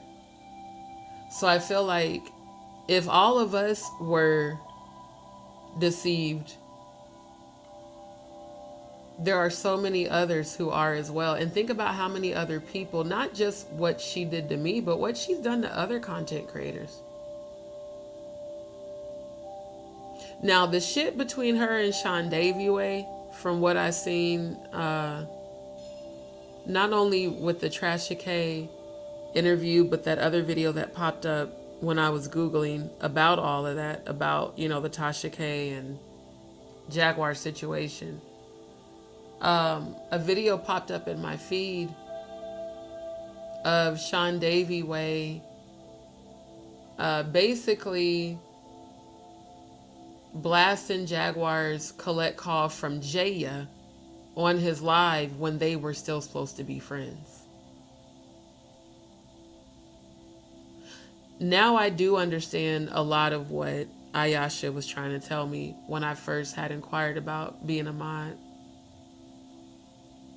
Because she spoke about how so many people that were connected to Jaguar ended up turning on her. But what I see is that y'all low-key did it to each other. Because it was really fucked up for Sean Davieway to have been recording what she probably thought was a private phone call while he was on live. Not just recording it, but he did it during the live when she called him. And then also hearing about how he had put up money to help her and her mom and her family. And it just seems like Jaguar has attracted people that were just as messy as her. And then when they finally pulled a you on you, then all of a sudden it's their trolls, their haters, they're this, they're that. Now, is Sean Davieway messy? According to that video, absolutely. That's messy as hell, and I would never do no shit like that. I never have done no shit like that. This shit about y'all recording calls and playing them publicly is actually against the law to do, especially if the other person didn't give you consent to record them. So I did feel like on his part, that's hella shady. But on her part, it's also fucked up to shit on people who have supported you that didn't have to.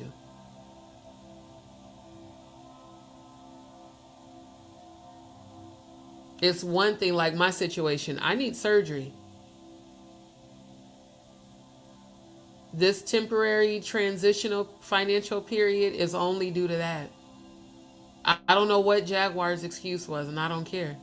What I know is that you've always talked about other people being haters and trolls, and I don't know why all these people are coming for me. Well, because quite a few of them did support you and help you just like I did, and then you fucked them over.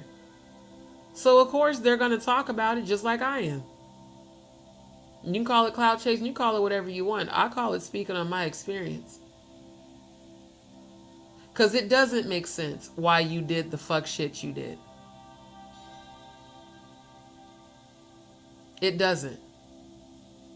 Not just to me, to many people. It doesn't make sense why you keep shitting on people that genuinely have been there for you, other than the fact that you're not healed.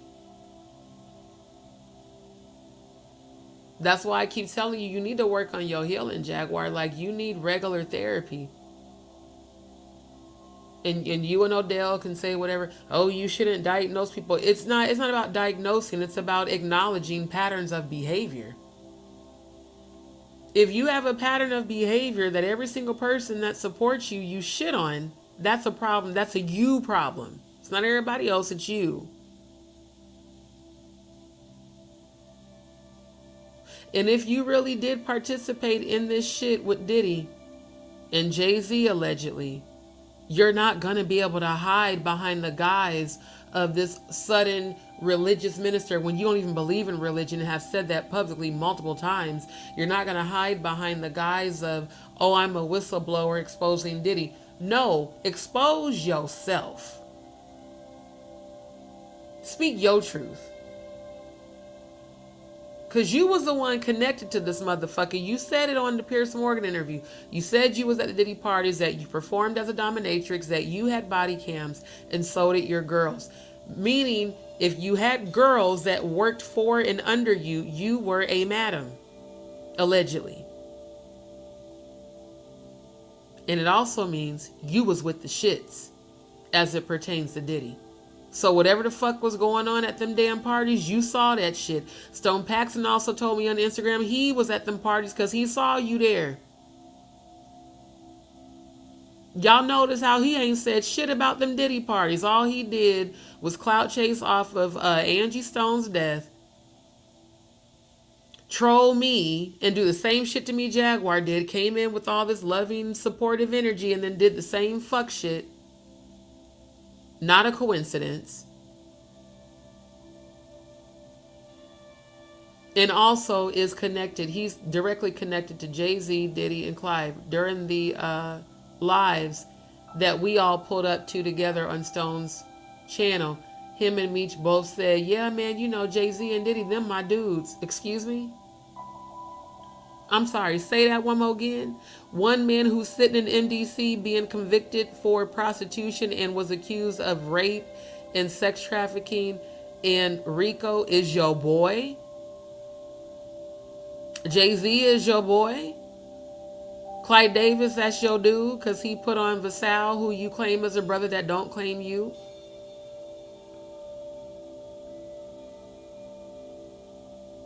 So you and Meech support men being accused of abuse and sex trafficking. Okay. Okay. And again, all of y'all people are connected to each other. The common denominator is Diddy, Jay-Z, and Clive. All three people I've been investigating for well over 20, actually well over 30 years. Before YouTube, before Facebook, before Instagram. And I know for you youngsters, that's hard to imagine, but that's the generation I'm from. When that shit didn't even fucking exist. They were talking about this shit on the Yo MTV Raps, on the MTV Underground. For those of y'all that are real seasoned like me, that remember them shows from the 90s, just put 90, just put the number 90 in the chat. Yo MTV Raps was always talking about this underground elite Illuminati and blood sacrifice. In fact, the first time I heard the term Illuminati and blood sacrifice was on MTV. Andrew knows what's up. So again, I've been on this shit. I've been on this shit a long time.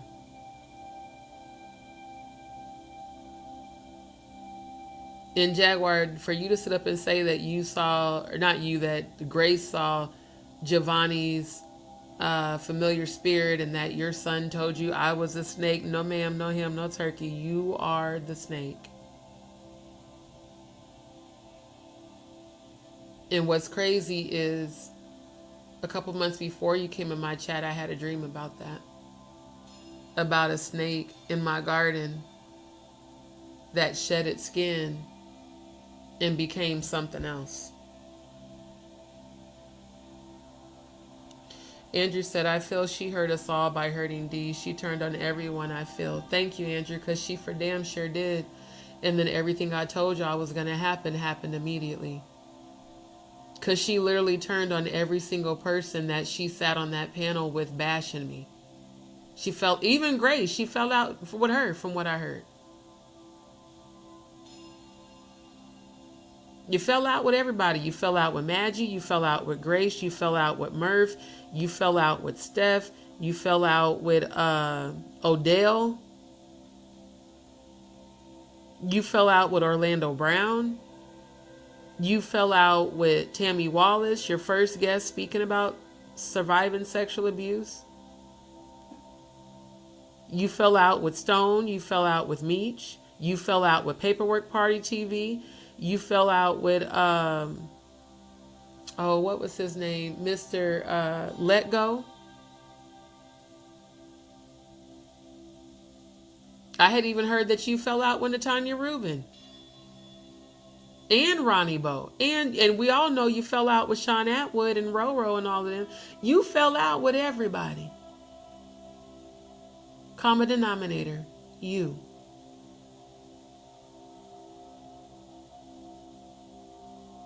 And the fucked up part is Ronnie Bo is even still speaking highly of you.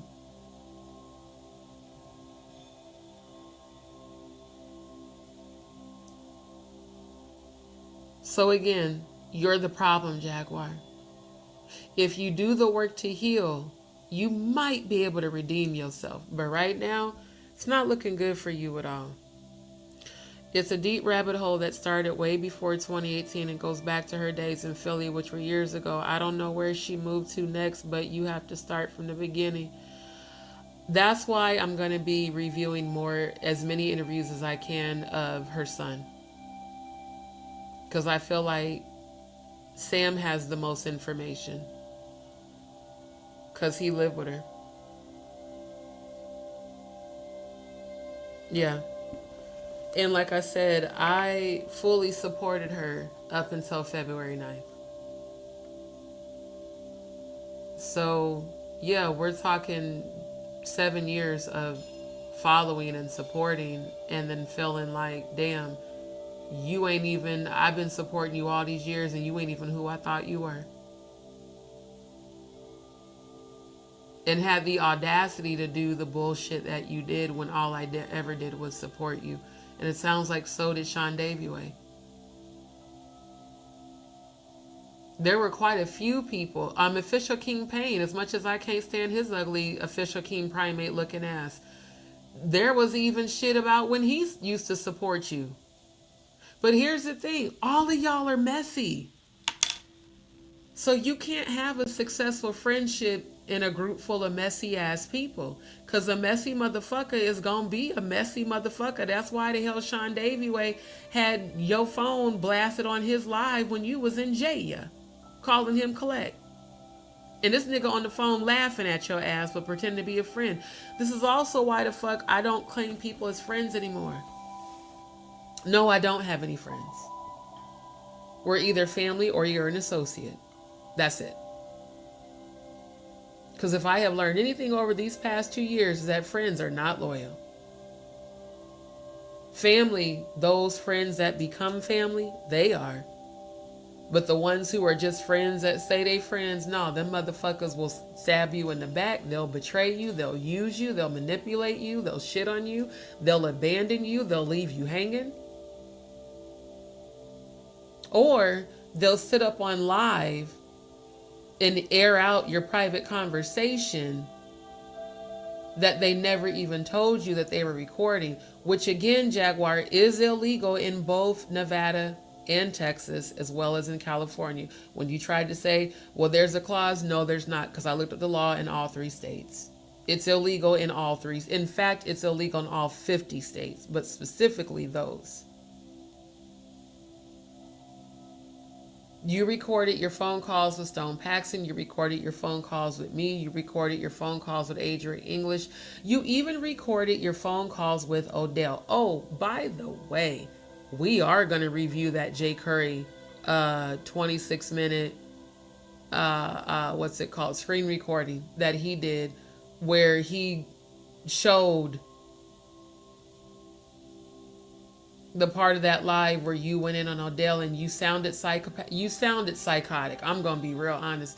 You sounded hella psychotic. You looked psychotic. And I saw a shit ton of demons around your ass that entire time. You was definitely on demon time. Even with your nigga. So the problem is you, Jaguar, right? It's not everybody else.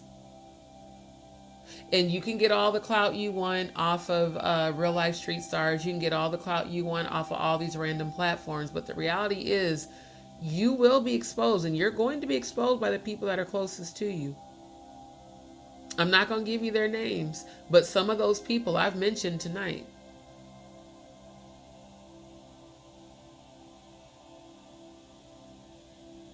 Y'all remember that movie, Sleeping with the Enemy? If you're as seasoned as me, you remember that movie.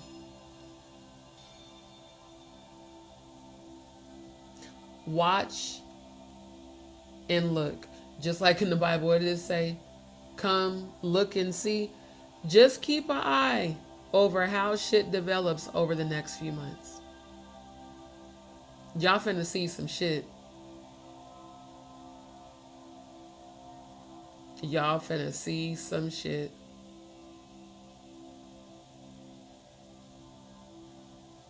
It's always the people closest to you that know the most about you that end up being the ones that turn on you, especially after you turn on people. It always comes full circle.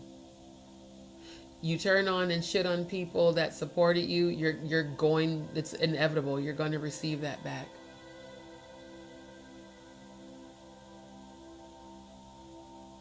I pray for Sam Jr.'s healing. I genuinely do. Because I can't imagine what that young man went through. But just given what he has spoken on is pretty horrible. So my prayer for him is that he is able to heal and not be a part of the continuity of growing up to become like his mother, which I feel like he won't. Of course, he has a lot of her characteristics, especially her storytelling, and then the grandeur energy.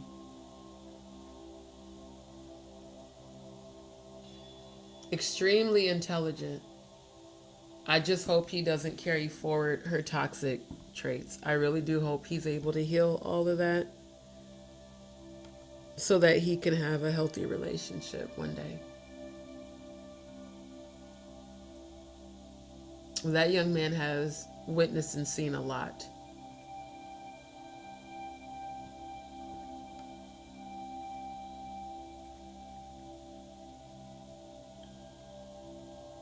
I really want to know, has Sam witnessed her allegedly participate in any sort of rituals? Because he seemed to know a lot about her spiritually, like when he talked about her being a demoness and her being used as a sacrifice by those that are higher in the music industry. And specifically also, he said the way that the Roots used her as a sacrifice. He kept mentioning sacrifice over and over. So just like his mom, I feel like in order for him to know any of that means that he probably had to have witnessed some shit. So with that being said, thank you to everybody that tuned in tonight. Thank you to those that are catching the replay. If you are one that's catching the replay, don't forget to like the video coming in and share the video, comment afterwards. I do enjoy, like I said, looking forward to your guys's commentary after the video has ended. And I appreciate those of you that continue to engage in the chat. This one you said, plus one of my cousins is the daughter of an old school rapper. That's what's up. That's what's up. Okay, so yeah, like I said, those old school shows, you know, back in the day, they were always talking about this shit. Now we're called conspiracy theorists, but back then everybody knew what was up. Blood sacrifice is nothing new. Honestly, the only thing that's new is someone from the industry finally being held accountable. And Diddy's not the first. He for damn sure ain't the last. But he's being used as an example.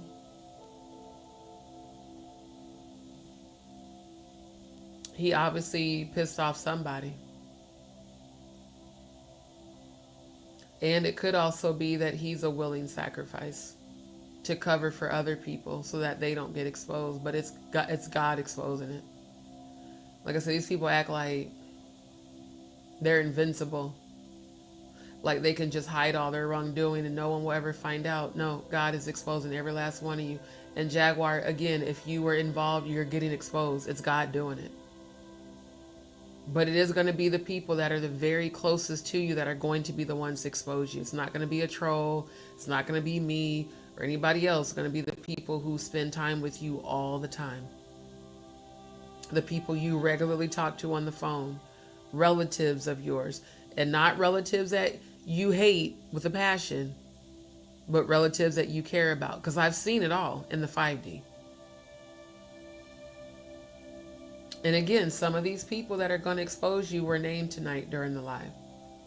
So if I were you, if you really did allegedly participate in this shit, I would just go ahead and confess and take that L and go on and just turn yourself in. Oh, and you still got the moving truck case.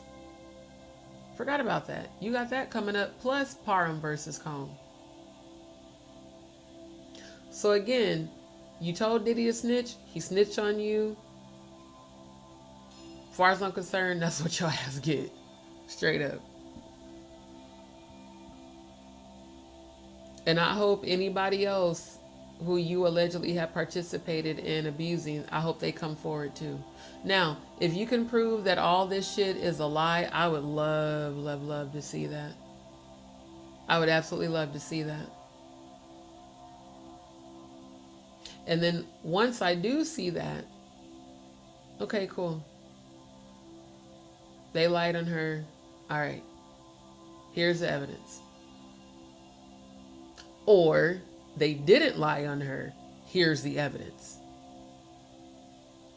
Either way, God's going to expose it. And Diddy, you sit here trying to blame your childhood and PTSD for you being fucked up. No. No ma'am, no ham, no turkey. Not gonna fly. And it didn't. Because you still got judged. Even if it was only 4 years, at least you still got served the 4 years. Or sentenced, rather, the 4 years. But let's see what the other 158 cases, actually 159, because we've got Parham versus Combs, and then we've got the Suzanne Wright lady who is appealing the overturning of the RICO and sex trafficking charges, the acquittal. So you actually have damn near 160 confirmed cases against you and counting. Because the last time I checked, when I was researching Busby, the 157 was January. We're now in October, so that was 9 months ago. There have been other cases established since January. Actually, several since January. So like I said, you got damn near 200 other cases, sir. There's no need to get excited about you getting any sort of bail or any of that. You're gonna stay in jail, okay? That's gonna be your home. So go on and keep teaching your classes, you know, because, you know, they said that he's in jail teaching business classes. Still trying to figure out how that works when you're sitting up in jail. Let me show you how to run a business while I sit in jail. Okay. Okay. Because that makes a whole lot of sense. Okay. Yeah, here it is. Let me pull this up on the screen and I'm definitely going to have to end the live. It's damn near 4 o'clock my time and I got to get up. Yeah, Combs taught class in jail, defense says. People incarcerated at the facility submitted a letter on Combs' behalf, including an inmate's mother. Real easy to manipulate people when you're behind bars. So regardless, he got sentenced. The 4 years is bullshit. But this is not the only case, so trust me when I say he's going to definitely get more than 4 years. For sure. Does Sam or Giovanni have to meet with the great mother in the pyramid? For all I know, probably both of them. And maybe Sam was chosen as the Illuminati child and Giovanni was sacrificed. Could be a possibility. Show ain't Miss Williams, for sure. Yep, and the pot case coming up. So yeah. Yep. Yeah. See, honestly, I would love to interview Sam Jr. and Sam Sr. just to get his perspective of her as a husband or ex-husband. Like what it, you know, for him to tell us what he experienced.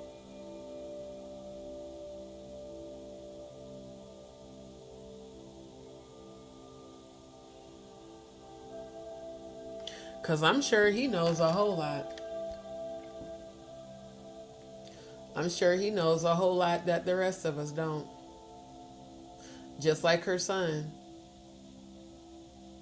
And again, who the fuck threatens to sue their own son?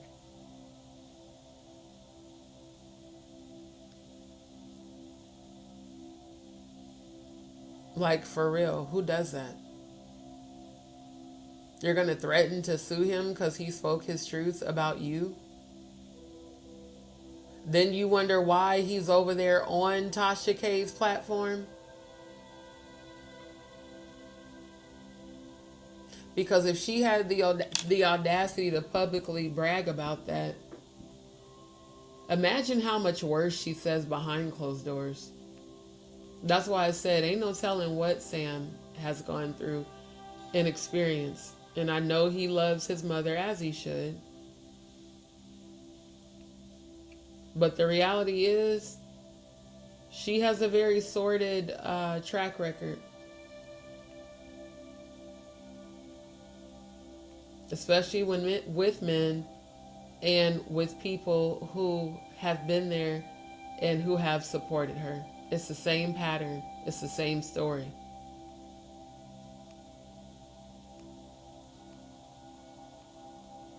So yeah, justice will be served. People will be held accountable.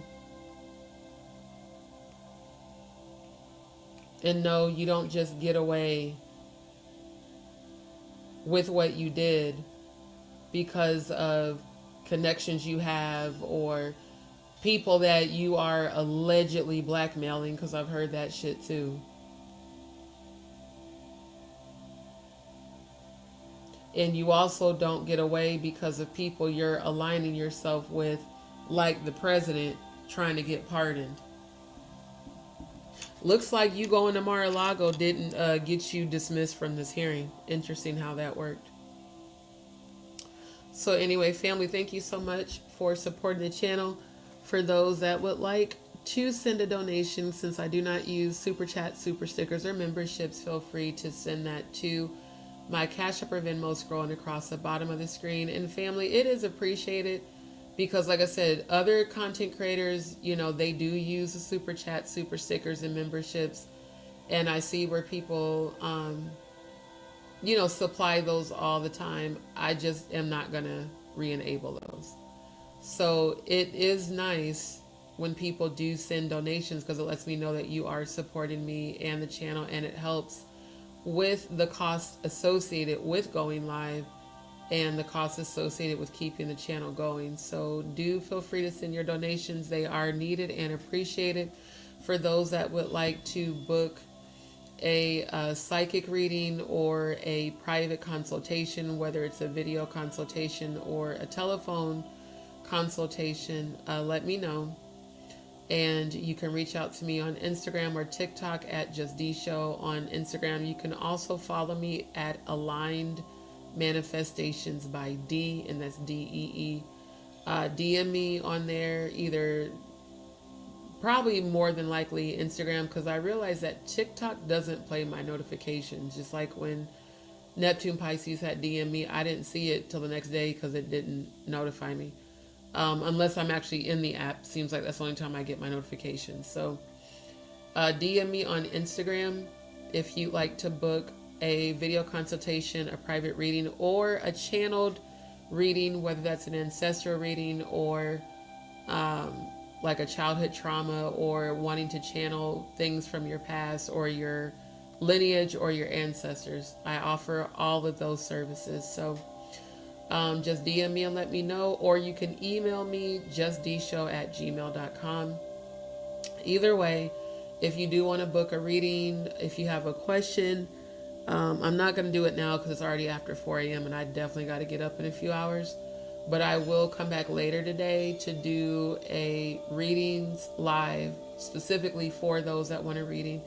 And then I plan on coming back tonight with more information regarding the upcoming hearings, as well as reviewing the Jay Curry screen recording of the live that Jaguar had did, where the same shit she did to Sam Sr. and Goomba and Sip, she does to Odell, who's acting like, I just don't understand the simp energy from someone that claims to be such a thug, but whatever. So again, thank y'all for supporting the channel. Thank everybody that has participated and joined in the chat. For those that are watching this for the first time, if it's your first time visiting my channel, thank you for stopping by and welcome to D's World. Don't forget to like, share, and subscribe. Thank you to everybody for watching, and thank you for your support. And family, please support the channel as far as donations, because again, there are costs associated with all of this. And with my current situation and starting over and speaking into existence these new beginnings, support is needed and appreciated. So I love you guys. I appreciate you guys. Stay tuned. Y'all come back tonight and turn on your notifications. That way you get notified when I schedule the live and you get notified when I go live. All right, y'all have a beautiful day.